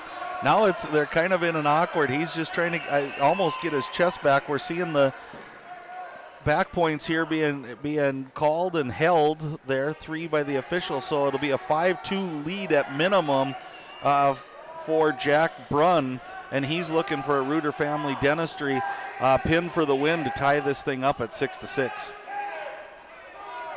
Again, this 114-pound match is being brought to you commercial-free by Central Market. Bo doing a good job keeping his hips down. Again, we got a minute left. Boy, a minute's it's a long time. I was just good. We're thinking the same. That's not the first time that's happened, but it's a long time to be sitting like this. And again, it just comes down sometimes to will, and sometimes it's just the other wrestler has you in a spot that nothing else, you can't do anything else. You see Brunn trying to stretch that arm out, just trying to get that shoulder to collapse. You know, if he could get his chest back just a little bit on him, I think put more pressure on that shoulder, you would see the slap of the mat by Brunn. Official taking a really close look here. 30 seconds remaining, so an eternity, like you said in the JV matches, Jesse. This is an eternity to be in this spot. You know, Bo's in an okay spot here. Brunn kind of getting too high a little bit. Bo might be baiting him and kind of taking his opportunity to squeak out of there. We're down to the final 10 seconds of this match, and boy, if Bush can get out of this, that is a huge. It's going to take a lot out of him, but it's also a huge mental boost as he does. He survives that period. 3 points get awarded. 3 on the near fall makes it 5-2 heading into the third. Bush says we're going both up. There's no better test to your will than when somebody's got you pinned to the mat. And, you know, kudos to Bo for not giving up those points. For sure. And now we see Bo. Bush had choice. He takes both up. Again, being down now by 3. Definitely not insurmountable. You get the takedown. Wrestler to its back. You get some back points. But Brunn has seemed pretty tough here. And I think it's a little bit of size. I think you can see that on your screen. Bo's given up a little bit of just that physical size. Not even so much strength, just size in this match. Absolutely. And, you know, you get some of these younger weights. You get kids mature sooner than others. And looking for Bo here to kind of stick to his offense. Bo tried for the headlock. Brunn just sunk down, which is really a smart move. He's looking for his 2. Bo's got a hold of that ankle, but he's going to leg pass here. Oh, that's... Boy, I'm not sure if that was control, but 2 points awarded. And then Bush reversal. So, you know, usually when that happens, it usually equals itself out as we get going. So, again, we're right back to where we were, other than Bush now either has to now cut and try the takedown game or try to get back points and get those 3, and it looks like he's working for back points. Deep crossface here. See if he can work that Butcher series over. He's got him. Oh, he just came a little bit loose. Yep. Still 30 seconds here. Plenty of time to hook something up. Boy, I like the strategy. We're down to 25 seconds, as you said. Nice job by Bush. I like what he's doing, and again, it's just been it's been a headlock that's been the difference maker right here. Bush is really working it. Brunn's doing a good job, kind of taking up time with 10 seconds remaining, just holding onto those arms underneath. Yeah, no stalling calls here, so he can kind of just take it easy. And there's your final in the 113-pound match, brought to you commercial-free by Central Market. Jack Brunn with a 6-3. No, that was not 6-3. 7-4. 7-4, thank you. 7-4 decision, which makes your team score on the United Community Bank scoreboard 6-3 as we head into 121 pounds. Your 121-pound match is being brought to you commercial-free by New Horizons Realty. And we have two 7th graders here. Peyton Trout for the Yellowjackets, 7th grader, 1-9 on the season. And also for Fergus Falls, Ian Kuntz, 1-4 on the season. And both of these guys pretty young to be at a 120-pound weight class. Definitely have probably seen some really good wrestlers, and Trout comes out right away with the takedown. Yeah, good job by Trout, keeping his hips back, stuffing that head, working the go behind for a takedown. Trout doing a good job, working those wrists, keeping weight on those hands, driving forward. Minute 15 remaining in the period 1 on the United Community Bank scoreboard. And again, this 121-pound match is being brought to you commercial free by New Horizons Realty. Boy, the experience these kids are getting as 7th graders, Jesse, it's amazing. And you know that you're probably going to hear their names coming through for years and years to come, and you wonder, it's always that guessing game. Are they going to stay the same size all the way through? Or are you going to see one that's bigger than the other in another year or so? For sure. And, Peyton Trout, son of Coach Kyle Trout, who's been around the program a long time. His dad's a big guy, so you'd like to think he's going to end up being in that, middle to upper weight, but you never know. Exactly. And Coach Trout, a very formidable wrestler out of Wadena Deer Creek and Moorhead State University in his day, and it's got to be a thrill to watch your kid wrestle here, and he's got it in tight, and there's the Reuter Family Dentistry pin for the win by Peyton Trout. Peyton Trout with a nice deep half Nelson, didn't go too fast, took his time, made it tight. Pin at minute and 35 seconds in the first period. Takes your United Community Bank scoreboard to 12-3 in favor of the Yellowjackets.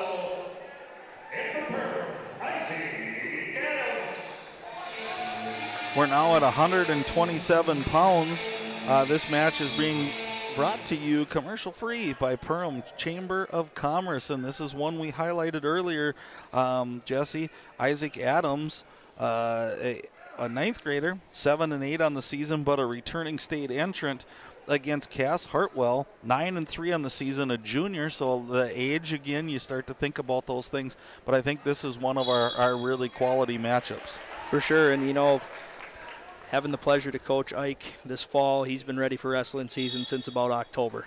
So he's ready to roll. He's loving the matchup, and he just loves the opportunity to get out and compete. It's one of those things, too, is a nice double leg takedown there and trying to hold him to his back. And I thought we'd get some back points, but he's got the legs split. He's just got to take his time here. There he's getting a couple swipes. He's got to work toward that head, see if he can claw a shoulder. Again, looks like Hartwell's going to base for out. A young wrestler having that experience of getting down to the state tournament, it's got to just fuel that fire to get back there again. And I think you see that on Ike probably every day in the wrestling room. And we'll see if we get one there on the escape, and we do. So 2-1 lead with 1 minute remaining in your first period. Isaac Adams and Cass Hartwell. One thing I really like out of the Yellowjackets tonight, the first 4 weight classes, we've come out and got the first takedown. So Ike right back into on a single. That's what you got to like, seeing that aggressiveness out of the Yellowjackets. Again, this match being brought to you by the Perham Chamber of Commerce as we got a takedown there by Ike Adams.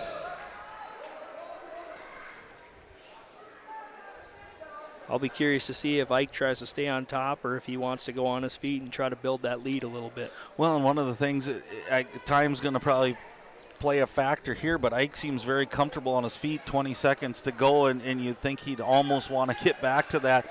But I think time, seeing what was left here, and definitely trying to work on. He's got to reach under tilt, kind of a cross-arm tilt here, see if he can get a cheap couple points here before the end of the period. I think experienced wrestler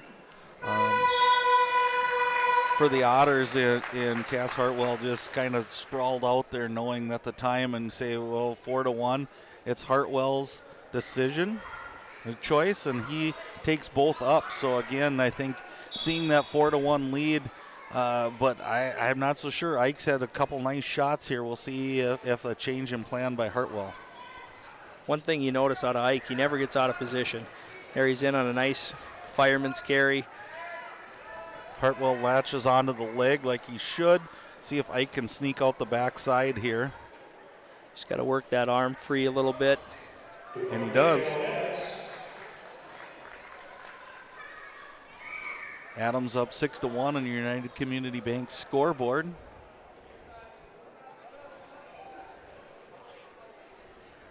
Again, we have, we'll have a mid-match kind of recap here, just kind of talking about what we've seen, sponsored by Frontier Airlines. It'll be after the 145-pound match.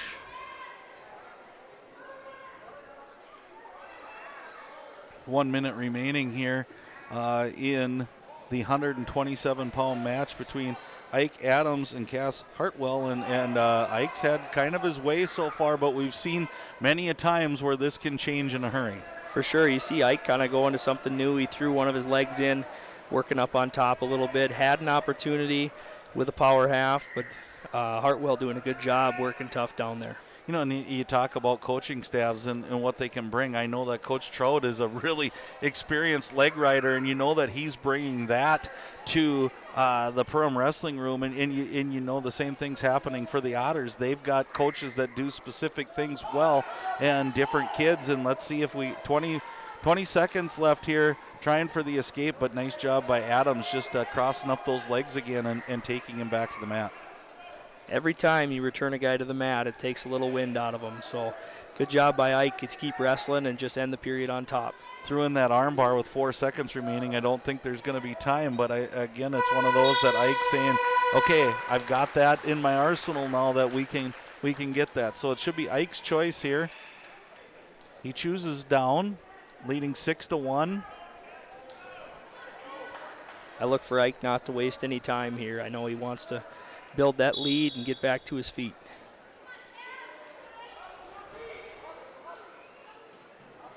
Ooh, looked like a clasp there. Tough for one official to see. That's where that trail ref is nice sometimes. Adams with the escape. Minute 40 remaining on the clock, and Ike's going to come around and get the takedown as well. So a nice start to this match for Adams, now taking a 9-1 lead, and the Yellowjackets up 12-3 on your United Community Bank scoreboard with about a minute and a half remaining in this third period. And nice Turk step by Ike here. You know, scooping that bottom leg. Got to turn that chin a little bit there. He's starting to count. Good. A little bit of a Zach Peterson type look there. So, again, nice job. He's going to have some back points. It's sitting now. The official gives it 2-point near fall, makes it 11-1. So now we haven't even talked about these sorts of things, Jesse. We're now we're at a major decision, and with 50 seconds remaining, again, you'd like to think that pin, and we got double armbar. Double armbar. This is bad news here. If Ike can get this tight. Hartwell doing a good job fighting, but there's not a whole lot you can do. In a long time at 35 seconds. This is a very I just say this isn't very comfortable right now. Ike's doing a good job sitting through, putting a lot of pressure on his shoulders to get down. You gotta respect Hartwell. Rolls out of that thing again. 3 points. So now we're getting close to that tech fall. Another turn here by Ike Adams. There's 20 seconds left, so I don't think you're going to see a escape-type takedown, but definitely try to take him over again. But he's got this major decision locked up with 15 seconds remaining, and really a nice match here by Ike Adams against a really good opponent in Case Hartwell. Ike doing a good job, just staying on top, keeping that pressure on the whole time. Good controlled match by Ike.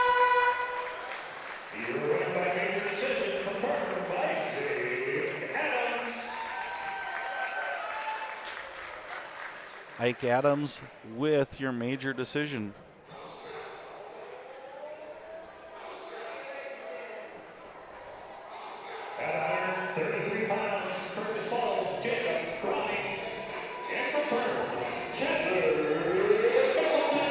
So we head into 133 pounds. This match is being brought to you commercial free by Lakes Area Co-op. Lakes Area Co-op bringing you this match. Chandler Mickelson for the Yellowjackets comes in with a record of 12-3. Jacob Froning, a sophomore, at 7-11, and it didn't take Mickelson much time, Jesse, to get right in on what he wants to do. You can sure see Mickelson's experience there. You know, had he ran him off the mat to try to get the takedown, Froning did a good job rolling, and you could see Chandler just stop, let him do it, and collect that 2 right on the edge of the mat. Mickelson lets him up to take him back down. Again, probably looking to get him in a spot where he can get some back points or do what he wants to. Froning's doing a nice job of pulling that arm over the top, again, which allows the escape. And we're at 4-2 with a minute 20 left in the first period. Froning with a little shot there met pretty solidly there by Chandler Mickelson. Yeah, you're going to see Chandler not shy away from any physicality. He's a guy who you talk about winning a fight in a phone booth, and he's one who just likes to be there and, you know, get physical. Right, you're not going to see much outside that the circle, and now he's got that arm pin behind, and this is a kind of a hammerlock position here. This is tight. And again, you got to see the Reuter family dentistry pin for the win by Chandler Mickelson. Chandler did a nice job there, just kind of imposing his will and stretching that lead for the Yellowjackets to 22-3 after 133 pounds, and you're starting to see the Yellowjackets' strength of schedule maybe a little bit coming, and also some of their more experienced wrestler. You know, that's what you expect out of your senior, one of your leaders, to come out and just get it done in front of your home crowd. We head into the 139-pound match. This match will be brought to you commercial free by Hanson's Plumbing and Heating. Thank you, Hanson's Plumbing and Heating. And Detloff right in on a takedown. Tegan Detloff is a freshman. We talked about the number of matches. He had a great finish at the Rumble of the Reds, 6th, I believe, which is almost, I'm not going to say unheard of, but a really good feat at that weight class, 139. Being a freshman. So right in on what he wants to do is Detloff. He's ahead 2-0. We're off the mat. We'll start back at the center. He's wrestling a 9th grader in Austin Longoria, who's 6-10 from the Fergus Falls Otters, and Detloff's going to let him up, and we're going to start neutral again. Yeah, Longoria doing a good job of just putting Tegan in some funky spots underneath, so Tegan's just going to go on his feet where he can continue to try to build on that lead.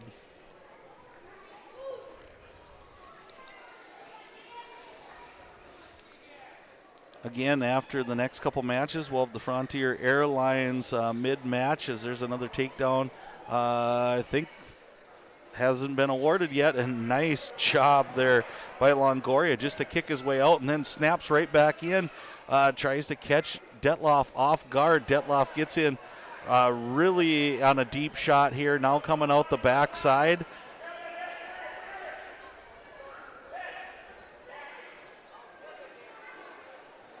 And there's the 2-point takedown for Detloff.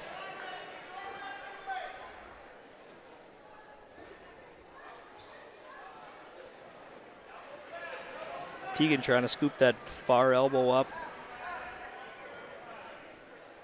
20 seconds remaining in period number 1, 4-1 lead on United Community Bank scoreboard by Detloff, and he doesn't seem like he's satisfied with 4-1. But nice job here. There was almost a body lock situation, Jesse, and that gets a little dangerous and a little tricky when you're on the edge of that mat, because there's something about that line on the edge of the mat that makes kids a lot more comfortable and confident than they were in the center of the mat. No doubt. I mean, you know, you have that security blanket of being close to out of bounds, and a lot of times people get pretty confident. Whoa. Longoria with kind of a flying squirrel attempt at the buzzer. And he knew, I think he knew the time, and so he was trying to do that, but he got the escape right at the last second to make it 4-2, and he was going to try for some quick points, and it was quite an attempt. You know, this Longoria's got some unique technique underneath. Tegan's not real comfortable, you know, with the positions that he's put him in. He kind of rolls around, and just tries to make something happen underneath, and it's worked for him thus far. Again, Keegan buried a half there, though. Should be getting some back points there. We're counting. Stretching that arm out.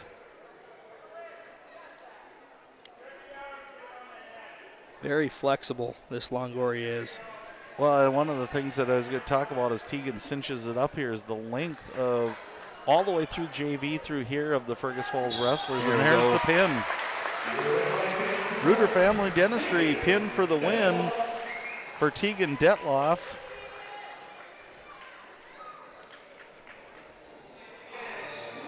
Makes the score 28-3 in favor of the Yellowjackets.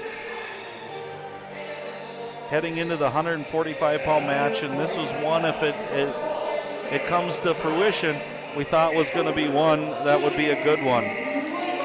This 145-pound match is going to be brought to you commercial-free tonight by Nias Family Sales. And Johnny Ramos coming out for the Yellowjackets. Johnny, a 10th grader, 9-9 on the season. We talked earlier about who he's wrestled. Going up against a really tough customer tonight in 9th grader Caleb Fromming. He is 15-6 on the year, and we got bodies flying already. Yeah, it was a nice reshot by Johnny. He let his hands get a little bit high on that finish, and he kind of took a little ride there. But again, saved by the line. Yep. And you talked about Ramos's style being a little bit non-conventional and the high flying, and Froning has made a name for himself around the area too with his quickness, and I don't think he's scared to go upper body as well. This could be a fun one. We've kind of seen it happen a couple times, and both guys, want to go there, but maybe not quite yet. So hopefully we see it here.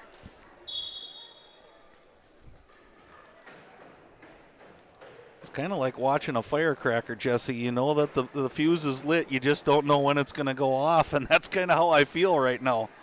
Absolutely. It's only a matter of time. Now they kind of settle in and size each other up a little bit more. I think both of them were going for that big shot to start with, and now that neither one of them got it, they're sizing each other up a little bit.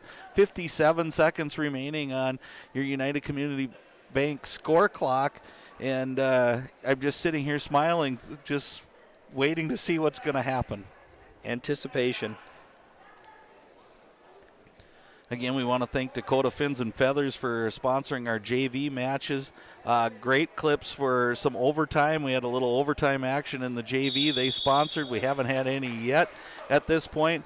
And Budget Blinds for being our pregame sponsor, letting us get through some of the things that we needed to. So we've got a lot of stuff happening yet. Lakes Ace Hardware brought us our lineups, and it's been true up to form so far. Really good stuff happening. And again, we'll talk about, we're still kind of taking notes on the J&L Nutrition and Backyard Wrestler of the Match, and that'll all come up on the EOT Insurance post-game report. Grab a quote today by visiting eotinsurance.com. Boy, these two are scrapping right now. Tell you what, Froning just put 3 takedowns together, to come up empty, and that's, kudos to Johnny Ramos for having good defense, but, this is going to be an action-packed filled last 2 periods here. And I think this might be a big choice, might be the biggest choice of the night so far, Jesse, is Froning had the decision, I think, and I thought he was going to go both up. Now, did he take top? I didn't see what Johnny happened. took down, so I'm not sure if he deferred. Maybe he deferred then, too, because I think originally he was going both up, but... it can pay dividends down the road with whoever gets first points later on down the trails of overtime, but I'd be shocked if this match didn't end one way or the other. And you look at this, and man, Froning is a nice tight ride going here. And Johnny tried to get out of it, but good quickness. And you worry about Johnny trying to go fast. Here the armbar gets kind of slid in. He gets that thing in there tight. The official's doing a great job kind of blocking your view to what's happening here. But armbar is in, and here he walks it over the top. Ooh, that's tight. A lot of time left. And there's the fall, and we kind of thought there was going to be some fireworks.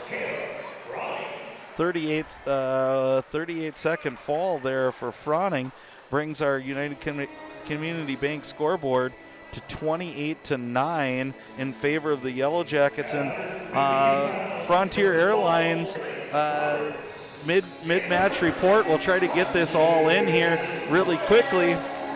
This is your Go Wild mid-match recap. And right now we're sitting at 28-9 after a really good matchup for the Otters in Fronning, who came out and defeated Ramos by fall. It's been tough it's been tough so far for the Otters, but that's got to give them a little bit of life coming into the 152-pound match. And the 152-pound match is brought to you by Joe Foltz Construction. So Joe Foltz Construction bringing this match to you commercial free. We have Carson Byer, a senior, at 15-7. Facing Blake Roberts, 4-4, and I know he was one that was out with some sickness, maybe a little injury. He's a sophomore, but Byer playing the takedown game right now. Yeah, Byer really having a good year, especially as of late. Put together a nice tournament win over in Pequot Lakes at the Jackhammer. Finally as a senior, I shouldn't say finally, he's had some good seasons, but, stepping up to that leadership role and just setting a good example for his teammates. Right, 6'3" with 58 seconds remaining in that Jackhammer. For those of you following, you might know that as the former Big Bear, which was one of those northern kind of a big tournament for northern Minnesota, and it still is, and you have to be a pretty tough hombre to come out of that thing. Absolutely, and Carson just, again, week in, week out, one thing you can count on him is to come out and work hard. I mean, he's going to scrap. The biggest difference over the last couple of years with him is you're starting to see some pretty awesome technique. He always had the toughness.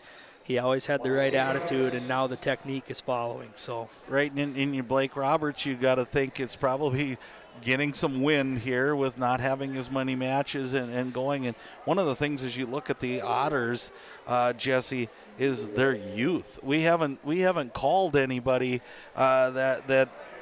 that's an upperclassman for them. And so if you're following the Otters, you got to think the best is yet to come coming up here. So they're doing a good job, and Roberts is hanging in there, but there's a nice ankle pick by Byer right at the clock with 5 seconds remaining there.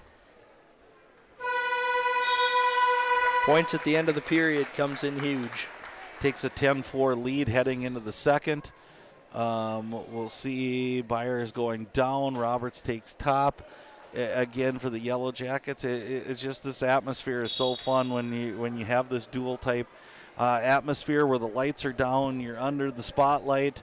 This gym holds it really well.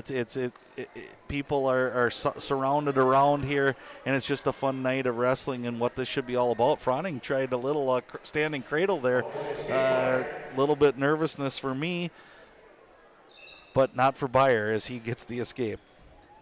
Little fun fact, I just found out that Carson Byer is wearing Colton Lehman's high school wrestling shoes, our athletic trainer's wrestling shoes tonight. So kind of unique. We talked about the relationship that, our athletic trainer has with these kids, and, kudos to Byer for sporting those. Byer looked a little stronger tonight. That's maybe that's a great fun fact that it just kind of goes to show you that the relationships are really the big part of any type of sporting or athletic thing that you're involved in. Nice job here by Roberts. It's 11-4, but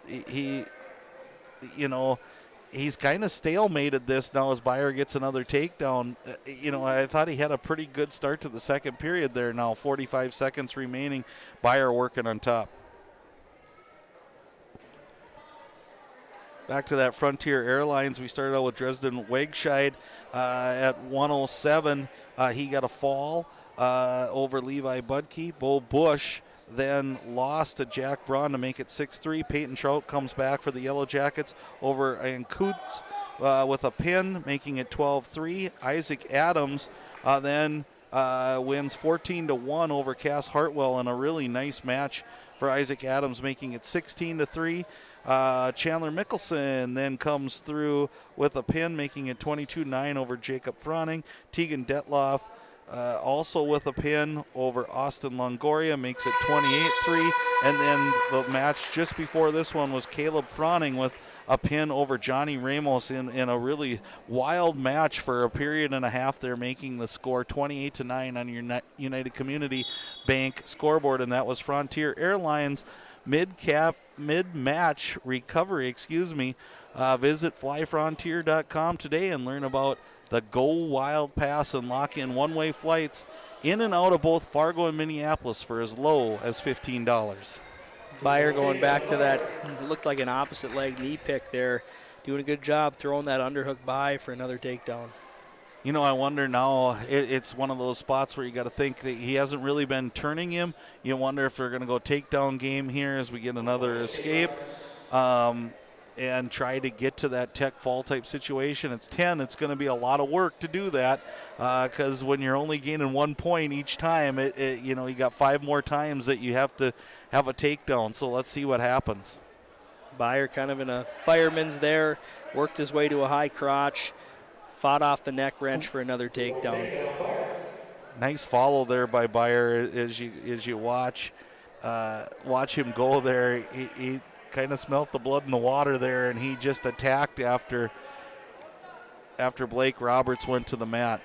Going to that farmer or hammerlock position, however you called that back in your day. He's got 40 seconds to work this, and again, 3 back points would give him that tech fall. I think he was thinking more than that, but Roberts does a nice job of just kind of bellying out here, and there hasn't been any stalling calls. So, it's one of those things. Either the wrestlers are working really hard or this ref's given a little more leeway than we would normally see. And either way, we have not seen a stall yet. We haven't had that barn burner match yet. That's there hasn't true. been one that's come down to the wire where a stall may come into play. He awards one there. 5 seconds here. Really a nice match by Byer. And then if you look at it, really nice match by Roberts because they've been easy to give up more points than that. And 17-6 win major for Byer makes that United Community Bank scoreboard 32-9 in favor of the Yellowjackets.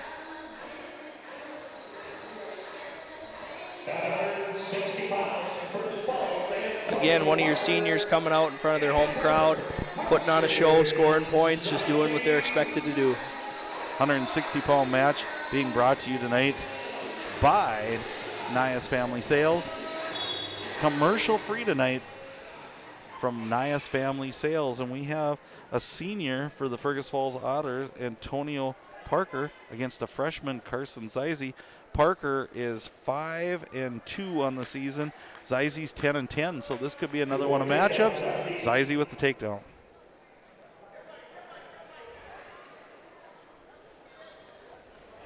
Zeise doing a good job staying behind the arms, kind of weathering the storm here. Tying up some wrist, getting to where you want to be to try to score from that top position. Minute 25, and there's a nice reversal. That showed some quickness and athleticism right there. A little bit of explosion. That's just a nice roll. He felt it, took it, and got his 2-point reversal. Again, this 160-pound match with a minute 10 remaining, brought to you by Nias Family Sales. The Nias Family Sales Service Center can service all makes and models. Schedule your vehicle today by calling 218-346-5976. This Parker, from the first minute of the match, looks extremely explosive. So Carson's got to be a little bit careful with the positions he's in, get back to some of that offensive stuff that worked right away. Right, and you can just see his quickness just getting around, and nice job by Zeise here, but Parker in that front headlock position trying to snap down, but Zeise stays out of danger there and gets the escape to take that 3-2 lead with about 45 seconds remaining here in the 160-pound match.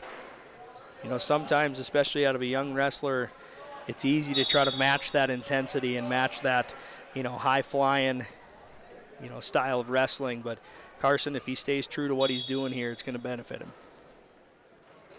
And Zeise looks like he might have a little size on just and the body styles are different, but man, that explosion on that reversal was really nice against Parker. But he, like you said, stay true to what you do. 20 seconds remaining. Zize with another takedown. Yeah, Zize keeping his laces down, grabbing that opposite ankle, just taking his time, getting that go behind.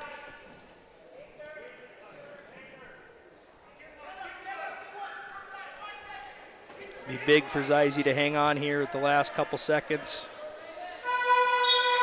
And he does, taking a 5-2 lead into the second period. Parker's choice. He defers. Zize's taking down.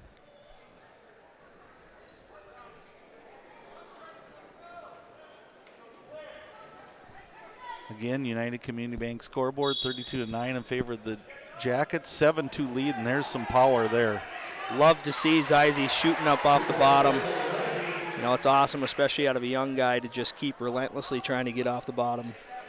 Good things happen. We talked about not letting your hips stay on the mat, and Zize did a nice job of just popping out of that because it was a big return, and sometimes that big return gets you stuck on the mat a little bit. Not for Zize. He popped right back out, and now really running a high bow and arrow here. Yeah. This is pretty dangerous if you can get it. Dangerous in a good way, that is. He's trying to elevate that leg to turn his hips over, and he'll reach back for a crossface to try to get some back points.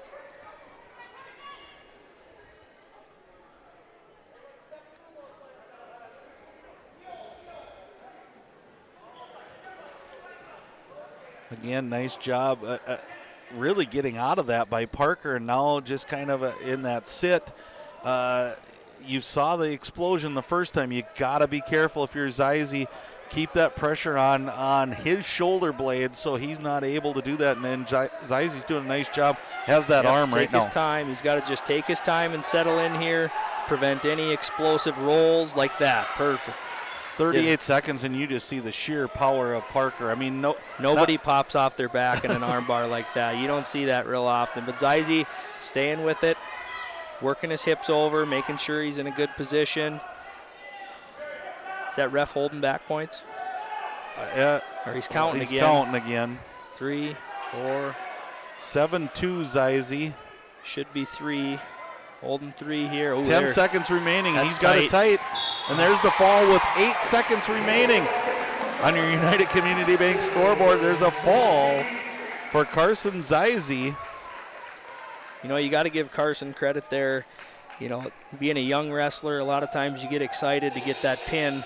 He stayed calm, trusted his technique, dropped his hips, and just did it right. I think you said it early on, Jesse, and I learned from you, don't get caught up in the emotions of what's happening, and you're ready to go. So we're off to 172 pounds. This match is brought to you by Ray's Sport and Marine.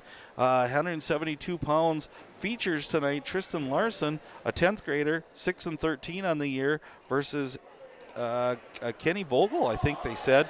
I'm hoping anyways. 10th grader, 1-8 on the season. And it's one of those, you get caught up in the match and you're trying to hear if they're doing some different things. And both of these guys are kind of arm locked, trying to drag each other over right now. We talked about the high flying, mood of the last match. Tristan Larson's kind of a high move kind of guy too. You can see right away kind of going for that throw, settling in, doing a limp arm for a 2-point takedown. Not to the, we have a little bit of stoppage here, maybe a blood. We got a little blood timeout, so this blood timeout's going to be brought to you by Perham Health. We want to thank Perham Health as Bruce Perrine is in sync with me tonight. We just want to thank Perham Health for being one of our sponsors tonight and taking care of this blood timeout. And again, it'll give us a chance to thank all of our sponsors: Frontier Airlines, Great Clips, Dakota Fins and Feathers, Budget Blinds, Lakes Ace Hardware for bringing our starting lineups tonight, United Community Bank for the scoreboard, Reuter Family Dentistry, J&L Nutrition in the backyard, who's going to bring us the wrestler of the match coming up on the EOT postgame report. Grab a quote today by visiting EOTinsurance.com. And again, we thank Perham Health as we have John Kostanek taking in the place of a legend. I don't know how you step in those shoes of Coach John McEachran, but John Kostnik did a bang-up job there in his first night of blood work, and here we go, and a quick shot for an escape, but a great job by Larson following there as Boyd just really tried a quick move right off the whistle with a minute remaining in the first period. Yeah, good job by Tristan, just kind of hanging with it, taking a double leg to keep him down there. I really like how Tristan's keeping that pressure on right here on top. Again, it'd be a nice ride out, or if he can get some points, but you just think that there's got to be some action here. And, Tristan's been one of those high-risk, high-reward type wrestlers. One of those that there'd be times you go, no, no, no, and then it turns out to be yes, yes, yes, and then it favors him. But I like how he's wrestling under control right now. Yeah, that's definitely a maturity thing you can see from him compared to last year. Like you say, he'd get amped up. He's extremely athletic and explosive. Now he's kind of channeling that in, trusting some of his technique, and he's put on a good ride here at the end of the first period. Yeah, 10 seconds remaining, and one of the things is as one more try for an escape here, but a nice mat return by Larson. I think you see that, Jesse, out of physical wrestlers, and I would consider Tristan Larson to be a physical wrestler, that sometimes you come through the younger ranks where your physicality is enough. It's enough for you to win, and then you have to switch over and learn that technique, and I think that's what we're starting to see out of Larson here, and I think the best is yet to come for him. For sure, and we talked about the youth on the Fergus lineup, kind of similar to the Perham lineup too. We got a lot of young names. Good double leg takedown there by Tristan Larson. Got a lot of young guys competing for the Yellowjackets too, who have made huge steps from last year as well. Right, and I think that's where you see for both squads that room when they start growing up together, they start doing the things that they're practicing every day, they're making each other better. And that's the best thing that can happen for this sport is the better the teams are around you, the better the wrestling becomes, and that's a win-win for our wrestling families. We're in the 172-pound match brought to you by Ray Sport and Marine. They're bringing this to you live, commercial-free. Tristan doing a good job keeping his toes in. As long as there's 2 supporting points in, the clock will continue unless they obviously get to the basketball floor. Again, we'd like to thank some sponsors, KLN Family Brands, a proud people-first company interested in joining their growing family. Head over to klnfamilybrands.com. One thing I've noticed with Tristan so far, he's doing a really good job of stopping that first move. We talked about explosion of the bottom. From the top position, you want to really try to prevent that from happening, and he's done a good job staying behind the arms, keeping his hips tight, and then going to work on top. 40 seconds remaining in this one, and this has been a really good match. It was one of those we talked about early we thought would be a solid match. It's just one of those, it's good for these kids to get into these type of situations, and especially wrestling in front of your home crowd. Here's a nice move and then a whip there. Nice job by Larson, but it's an awkward position as of yet unless he can get that back exposed. 10 seconds remaining. Good job recovering there, getting your hips back in a good spot to where if you do slip off of it, you're still in a good spot to continue that ride. 9.9 seconds remaining, and we'll talk about this more coming up, but as good as this battle is, there's going to be a showdown Tuesday night here live from the Hive, and if you're enjoying listening to Jesse and I, you're going to get more of us. And the DGF Rebels come to town here. Larson just throws him over, and there's that physicality working to his favor. Physicality plus the technique. What did he give, 2? Well, I don't think he gave an escape. I think he just gave 3 back points. So Tristan with a nice pancake throw, stuck with it. Both wrestlers up 7-0 then in favor of Larson, and not looking ahead, but kind of looking ahead as you start to talk about DGF's going to come into town with a 14-0 record. Obviously they could wrestle yet this weekend or today as Larson in on a double and a textbook kind of takedown. Now trying to tip him over to his back, but a good roll through there. There he settles in. Oh, He's got to sneak his arm in there, scoop that head out. Tristan making it hard for me to get our promo in for Tuesday, but I'll take that. Dilworth, Glen, and Felton coming to town with a 14-0 record, Jesse, and maybe the favorite going into Section 8 AA, maybe. And I'm sure in their eyes they are, and others are trying to knock them off, but I think we're going to find out a lot about Section 8 AA. Some really good teams up at the top. Pequot Lakes, Pine River, Bacchus, they're going to say they're in there. Perham, Roseau off to a really nice start, and you never count out Thief River Falls. Yeah, I mean, I can't wait for Tuesday night. You know, there's going to be some key matchups that we've been waiting for since even before practice started this winter. Good lineups. It's going to be top 2 teams in the section in an awesome environment. What more could you ask for? So if you can't get here, join us on Magnitude Sports. Jesse and I will be back, and we're looking forward to bringing it to you as Larson settles in. And that jump over sometime is a dangerous thing. Beautiful wrist half there to settle in. I'd like to see Tristan bring his hips away just so he doesn't get tangled up. 15 seconds remaining here, and Larson's going to secure a major for sure, but I think he's looking for more. And there he got it in a Reuter Family Dentistry pin for the win. Tristan Larson with 8.6 seconds remaining gets the fall, takes our score to 44-9 in favor of the Yellowjackets, and now we're getting into a little bit of the Yellowjackets lineup where they bring some senior leadership as well.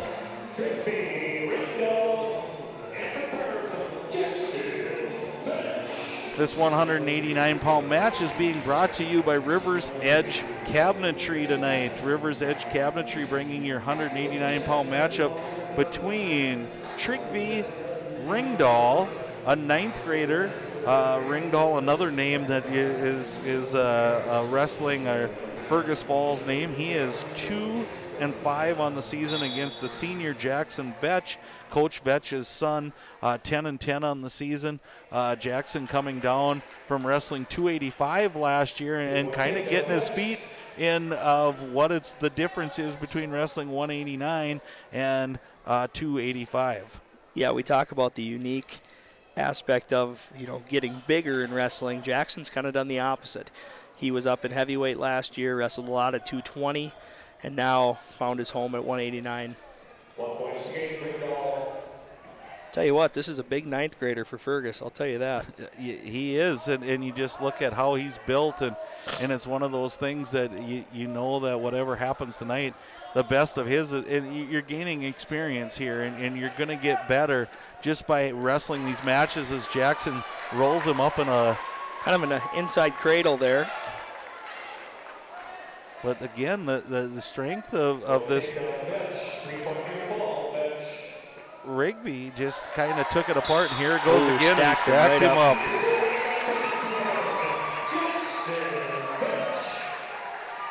And Vetch with a nice win for the Yellowjackets in a fall, 50-9 on the United Community Bank scoreboard, heading into 2:15.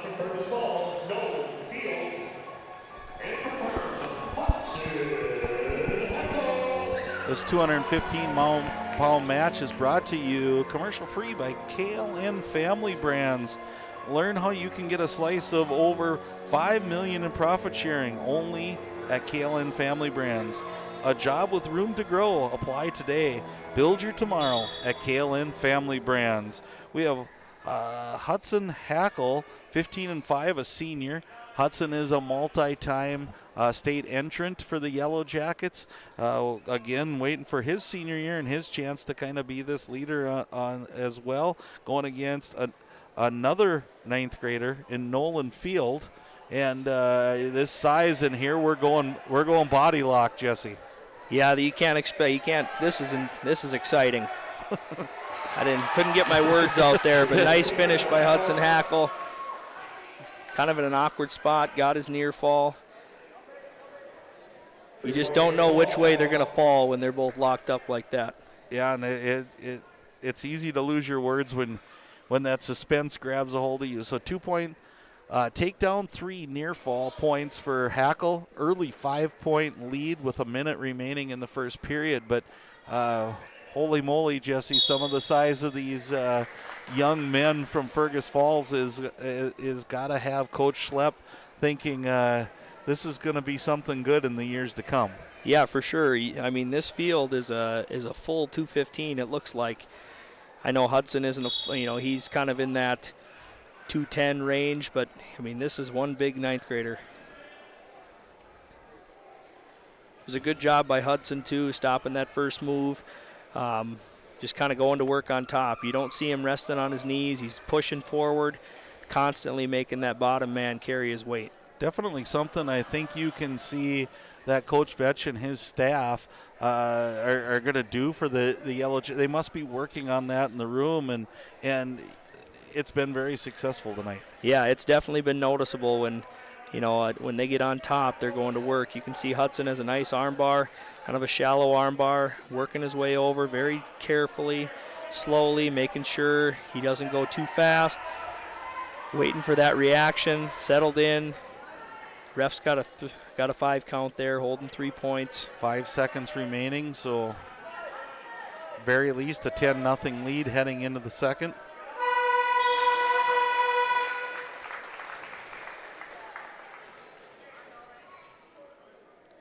Sorry, 8-0 lead heading into the second. My apologies. Got ahead of myself there.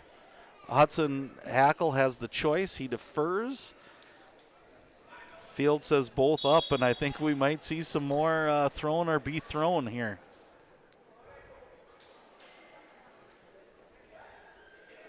I'd like to see Hudson get back to that nice high crotch there. He went back to it.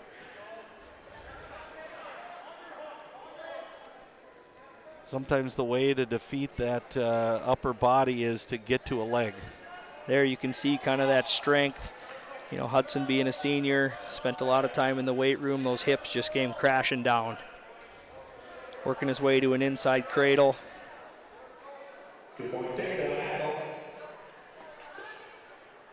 Impressed with the body control of field, though, Jesse. When you start to think about what he did just there by turning those, that's not easy to flip those hips out of that near side cradle, and he got himself out of there and at least gave him a chance to get back to his base with about 1:05 remaining here in your 215-pound match. Absolutely. I mean, you very easily could expect a ninth grader to just say, you know what, I'm wrestling a multi-time state entrant who's kind of a stud around the area. I'm just going to go to my back and end the evening, but not this guy. He's really fighting. You can tell every match this kid's going to get better. Right, and we want you to hang with us. 40 seconds remaining in this one. After we have this one and 285-pound match, and then we will take a little break and head off to the EOT Insurance post-game show. Grab a quote today by visiting EOTinsurance.com, where we'll have the JNL Nutrition and Backyard Wrestler of the match, and Hudson Hackle puts his name in contention there with the fall, and it's been a lot of Reuter family dentistry. Pin for the win for the Yellowjackets tonight as Hackle adds his name to that list. And we're at 56-9 going into 285 pounds. Yeah, Hackle went back to the well with that, single arm bar, took his time, made it tight, got the fall. The 285-pound match tonight is brought to you by Interiors by Winkles. We have Cash Burke, a junior at 5'11", and Max Braun at 5'9", and Cash comes out and takes that early takedown to take a 2-0 lead over Max Braun of Fergus Falls. Yeah, Cash came out being aggressive. Both these guys kind of went for something. Cash got a deep half in here. He's got to take his time and settle down. Careful so he doesn't get rolled. Nothing. No points. A lot of action for no points there. That's the beauty of heavyweight wrestling. Hey, and you gotta like it when 285-pounders come onto the mat and they're going like 107-pounders, and that's one of the things. If I don't know the Fergus Falls Otters wrestlers much, but Cash is going to give 100%, and it looks like it's going to happen both ways. And we got a reversal here. Yeah, there's been a lot of rolling. Both these guys, I would say, very similar in how they've been wrestling so far. Just reversal. Each guy kind of trying to do the same thing. And I'm sorry, Jesse, we went from 189. Fergus had a 9th grader, 215. They had a 9th grader. Now we have a 10th grader at 285. That's a lot of size and a lot of bulk for a young squad. So you could, like I said before, and I don't want to beat this drum too often, but Adam Schlepp's got a 56-9 now, but you got to like what he's got in the stable to work with now. For sure. Now Cash has got to be a little bit careful here as he's running this half. Oh, now he's going to a bar, getting that arm behind the back. That's probably a good decision, because sometimes when you're not very tall, you get running that half over and you end up going for a ride yourself. 10 seconds remaining, so if he's going to do something, it's going to be quick, and it looks like Cash thought better of it, which is smart wrestling. And sometimes, you watch kids grow up between your eyes, and I think you'll watch both of these 285-pounders do that you stop taking those chances that you don't need to take, because it ends up in a bad way for you.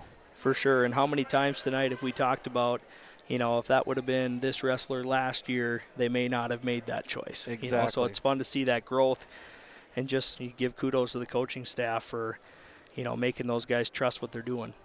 Caution here, probably our first caution of the evening on Braun, and he's shook his head like he knew. So going into the second period, we have Burke with a 4-2 lead, and they're going to head out of bounds. Quick whistles when the heavyweights get to the edge. Right, and you see the front row scatter. So that's a good thing that quick whistle happens. Love to see Cash get to his feet again and really work on those hands. The biggest thing for heavyweights underneath is don't give up that base. Now we must have a caution. Second caution. Is a second caution? I think you said caution red. Okay. Next one should be a point if it was indeed on the Fergus Falls wrestler. Again, you talked about that earlier, Jesse. I'm learning from you tonight that tried for that roll, and Braun was a little sneaky on that one. Now has the arm bar in. Cash has got to work to his feet here. There you go. Yep, Nice. Work your way, clear the hands, good job. Now he's got to weather the storm here a little bit.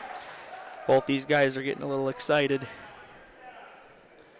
Again, you kind of got that feeling that we are going to see something happen here. Might be a little higher maneuver than what needs to be done, but it looks like these two are ready to rumble as they lock in chest to chest. Here we go. This is what we came for. Cash has got to get his hip in. There, he posted up nice, settle in. And there's the fall by Cash Burke as he ends the night for the Yellowjackets with another fall. And that takes our score, our final score on the United Community Bank scoreboard to 62-9. Jesse has a great start to opening for the Yellowjackets. Like you said, we'll talk a lot more as we come back in our EOT post-game show. We'll have our JNL Nutrition and Backyard Wrestler of the Match. But a nice start by the Yellowjackets, and a fun night to have wrestling back in the Hive. For sure. The home opener is always special. It's fun to see the Yellowjackets come out and be aggressive and wrestle with good technique and just kind of show what they've been working on all winter long. Yeah, so we'll step away here. We'll come back with after a commercial break from our sponsors. We'll talk about the wrestler of the match. We'll do a quick discussion. We'll do a recap for you, and we'll again honor our sponsors. We'll talk a little bit about what's coming up in the near future for the Yellowjackets, and we'll be back in about 3 minutes. The thing that drives me first and foremost are my kids. They're my biggest motivation. My sister works here also. She's like my go-to, like for anything. To have her here with me, like if I'm having a bad day or anything like that, like she just uplifts me. That's who I do it for. I go the most hard for them. I think that just helps me get motivated to come to work.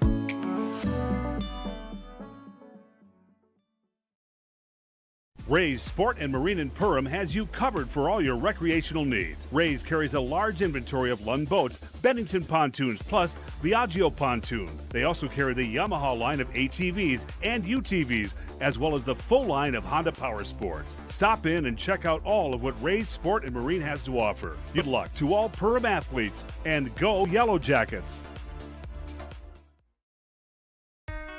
We take pride in what we send out.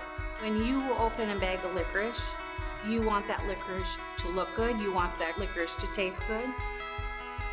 We work for you. We take pride in what we're making and what we are offering. It is so important to me. I do thank KLN from the bottom of my heart.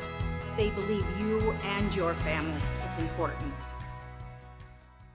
Odds are there's an ace right in your neighborhood. With expert advice and the right tools to make your quick fixes even quicker.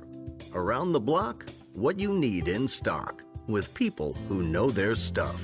Welcome to the Home Convenience Store. Hi, this is Mallory Stotterell and Erica Saylor from Lakes Ace Hardware. You can expect expert help for your next project at Lakes Ace Hardware, right here in downtown Perham. Ace is the place with the helpful hardware, folks.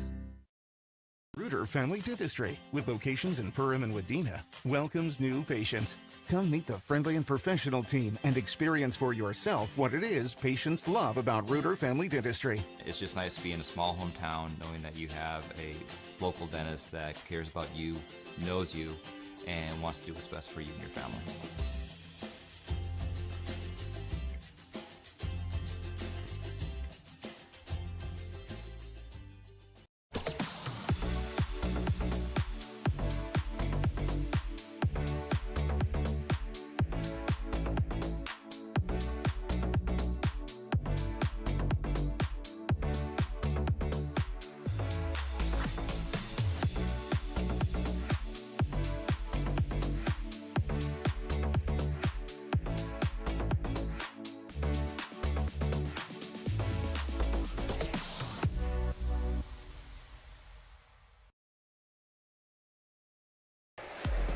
Hey, welcome back to the Hive as we just watched the Yellowjackets wrestling team in a Section 8 AA battle come up with a 62-9 victory over the Fergus Falls Otters. And again, it's one of those things, Jesse, that wrestling is kind of a unique sport, and it can be some really good matches, and you don't see that on the scoreboard. Absolutely. I mean, you know, essentially you could get shut out and wrestle 13 great matches. But we did see some good matchups tonight. Again, the youth of Fergus Falls tonight is something that's definitely, you know, kind of scary for the future because they got a lot of things coming up, a lot of good things going on in that program. But the Yellowjackets, you know, you got to tip your cap to them. They showed up and they did what they had to do on their first section match tonight. Right. You know, it's just and they're well coached, and you can see they do things well, and that's what's exciting is you want these rivalries to continue. You want towns 45 minutes away to be able to come in tonight like we did, and you're seeing live all the people now coming out and talking to the wrestlers. So we're going to lay this out for you how we're going to do this. We're going to kind of recap the match, give us a little time as we hear the recap of the match to think about who we're going to talk about to be the J&L Nutrition and Backyard Wrestler of the match. This is all on your EOT Insurance postgame report. Grab a quote today by visiting EOTinsurance.com. We'll go through that. We'll step away for a little bit. We'll come back to do a couple of things. We'll do that. We'll set the stage again for our upcoming match next Tuesday that will be live on the Hive. And then we will, from there, we'll probably sign out and give you a chance, and we'll find out how bad the roads are out there as we get going. So, again, tonight a great night for the Yellowjackets, but a lot to be had if you're a Fergus Falls Otters fan, as your team wrestled really, really well. So here we go at 107, Dresden Wagsheim with a quick fall over Levi Budke. Making the score 6-0 at 1:14. Bo Bush took on Jack Braun. Braun was your winner by a 7-4 score, making the scoreboard 6-3. Then on to 121. Peyton Trout freshman, took on Ian Kuntz, a freshman, and Trout with a quick fall made it 12-3 on your United Community Bank scoreboard. Ike Adams put his name in the hat for, I believe, as one of those that went in one of our key matchups of the game as he defeated Cass Hartwell, and Cass came in with a 9-3 record. Really good wrestler, and Adams won 14-1. At that point, it was 16-3. Chandler Mickelson with a fall over Jacob Froning, 22-3. Tegan Detloff with a fall over Austin Longoria, which was a topsy-turvy match for a little while, made it 28-3. Johnny Ramos lost to Caleb Froning, and a really good wrestler from Fergus Falls, and made the score 28-9. And from that point on, the Yellowjackets kind of ran the table. Carson Byer took on a really good wrestler from Fergus Falls and Blake Roberts, and won 17-6, making it 32-9 on that major decision. Carson Zeise, really a nice match against Antonio Parker, a battle of two different styles of wrestlers, and I believe your call on that, Jesse, was spot on. As you said, if he stays true to what he was doing, things will look good for Zeise, and he won by fall, making it 38-9. 172, Tristan Larson with a fall, again in an interesting match, making it 44-9. Jackson Vetch, one of the seniors for the Yellowjackets, wins by fall over Ringdahl from Fergus Falls, making it 50-9. Hudson Hackle with a fall, making it 56-9 over Nolan Field. And in the last one, a really fun match to watch, and it was a place of thrown to be thrown. Cash Burke comes away with the fall and making your final score on the United Community Bank scoreboard 62-9 in favor of the hometown Yellowjackets. So we're going to step away one last time here. We'll get a few more of our sponsors in. When we come back on our EOT Insurance Postgame Report, we will be awarding the JNL Nutrition and Backyard Wrestler of the Match. Make memories that they'll remember and pass down a tradition. Enjoy your freedom with the road less traveled and spend time with the ones you love. Whether it's here or there, make the most out of life and spend time with who you choose, and choose Quillo from United Community Bank. Whatever life has in store for you, finance it with Quillo. Learn more at ucbankmn.com. United Community Bank, Perham, Frazee, Dent. Subject to credit approval. Auto payment required. United Community Bank. Member FDIC. Equal housing lender. What sets the world's leading hospitals apart from the rest? It's their continued ability to deliver the highest quality patient care. Perham Health is honored to be a top 10 Minnesota hospital. Patients experience it, and Newsweek has recognized it. Even during the unpredictability of the pandemic, the nurses, doctors, and many others at Perham Health put their best foot forward. Thank you to everyone at Perham Health for continuing to provide the best patient care. At Nias Family Sales, our experienced mechanics are here to provide exceptional service in a timely manner. With 10 service bays, the service department at Nias Family Sales can work on all makes and models. Our experienced mechanics can do everything from oil changes, tire repairs, brake service, engine and transmission repair, and much more. Schedule your vehicle today. Call 218-346-5976. Hansen's Plumbing and Heating provides the highest quality products and services to ensure the comfort and safety of all their customers. It's what they do. Henry Hansen, later known as Hardware Hank, first opened the family hardware store in the early 1930s in Fergus, Minnesota. Today, they are proud to carry on his legacy of hard work and honesty through teamwork, fellowship, cutting-edge technology, and forward thinking. 218-346-2422 or make a visit in Perham, Fergus, or Detroit Lakes today. Hansen's Plumbing and Heating, proudly serving Minnesota families for over 80 years. Every day, thousands of dogs in the Lakes area are told to stay. When they wanted to play at the Backyard Playcare, Doggy Daycare, or Playcare is the perfect spot for your dog. 100% supervised playtime and 100% fun in a brand new facility that opens this fall. Contact the Backyard Boarding and Playcare at 4104 or check us out on Facebook today. Well, welcome back to the Hive on Magnitude Sports.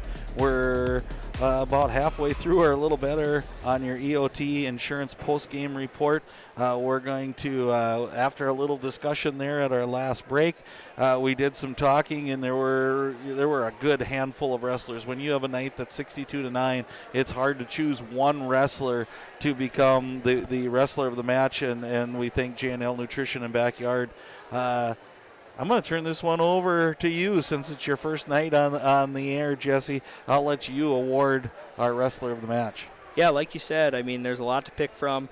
A lot of guys came out and really competed well, did their job. But tonight, the J&L Nutrition and Backyard wrestler of the match goes to Carson Beyer. Carson came out, just kind of a workman-like victory.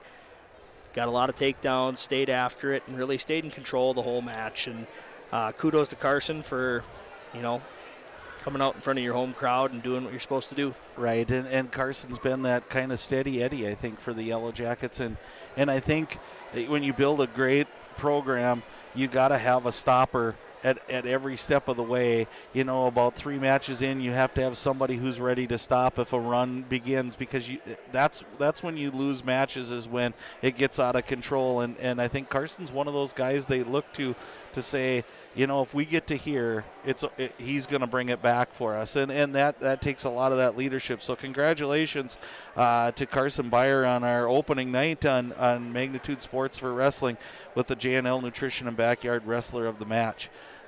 Looking forward as we get going, a lot of cool things happening here for the Yellowjackets. They've got a lot of things going on their way, and we're going to be back here on Tuesday night. We don't have to wait too long to get, after waiting a month or so to get to see the Yellowjackets, we get to come back, and we've kind of emphasized we're not to tournament time yet. So to say this is like the end-all, be-all match, it's not. Again, it's kind of unique, and we'll talk about this on Tuesday night. So join back with us on Tuesday night. We'll talk about the split, where the section is split into 2 sides, and then we'll run out how the tournament goes on Tuesday night. But definitely 2 of your top echelon teams in Section 8AA are going to go head-to-head in this gymnasium, and it's going to be a fun night. And Dilworth, Glen, and Felton was right there last year. They finished section runner-up. They smelt the trip to the state tournament coming their way, and I think this year they really do feel like this year is their year, and it's going to be interesting to see what the Yellowjackets come out with. I think we're going to see a lot more. Tonight it was pretty straightforward. Everybody stayed with the plan they gave us. I don't know that that's going to be the case when we see those matchups are going to really change, and there might be some crucial ones in there. Yeah, for sure. It's always that game of, do you tip your hand during the season, or do you wrestle straight up and see where you're at?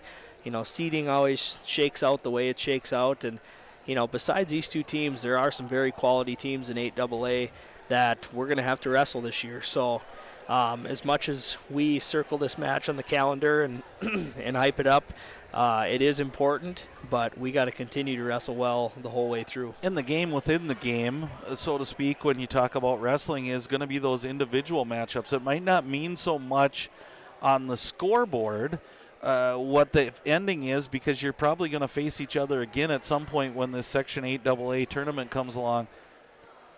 But it's your chance to wrestle an individual. And when it comes to the seeding meeting, you know as well as I do, Jesse, that nothing really trumps have you beat somebody head-to-head. Correct. And now that everything is over, into track wrestling, that's been a big change over the last probably 10 years in the sport of wrestling, is the seeding meetings don't get as hectic as they used to, because, the proof's in the pudding. You beat somebody, your common opponents, your, QRF, if you will, is higher than another opponent. So that takes a lot of dipping and dodging out of the equation during the year and giving credit to the kids who are looking for those matchups. And you look at tonight, even for Fergus Falls, a Caleb Froning, that's a big win for him. That's a section opponent. It's somewhere where you come down to the seating meeting, you go, I have a win over a common opponent, a common section player. It may make the difference of you not being 4-5. Maybe you're 2-3 and not having to face the 1 seed right away. So all of these little games that are played are so crucial, and that's what makes the sport of wrestling so fun, because it's not the final scoreboard as a team all the time. It's all the individual matches that also join that. So we would like to take this time to thank you for joining us on Magnitude Sports. Again, the Yellowjackets victorious tonight, 62-9 over the Fergus Falls Otters. We'll be back on Magnitude Sports on Tuesday night. And we'll see the DGF Rebels come to town, and it's going to be a fun night of wrestling. So if you can't get here, please join us on Magnitude Sports. For Jason Groth, who helped us out along the way, Jesse Hine on his debut, couldn't have done it without him. My name's Lance Rock. We'll see you again on Tuesday night.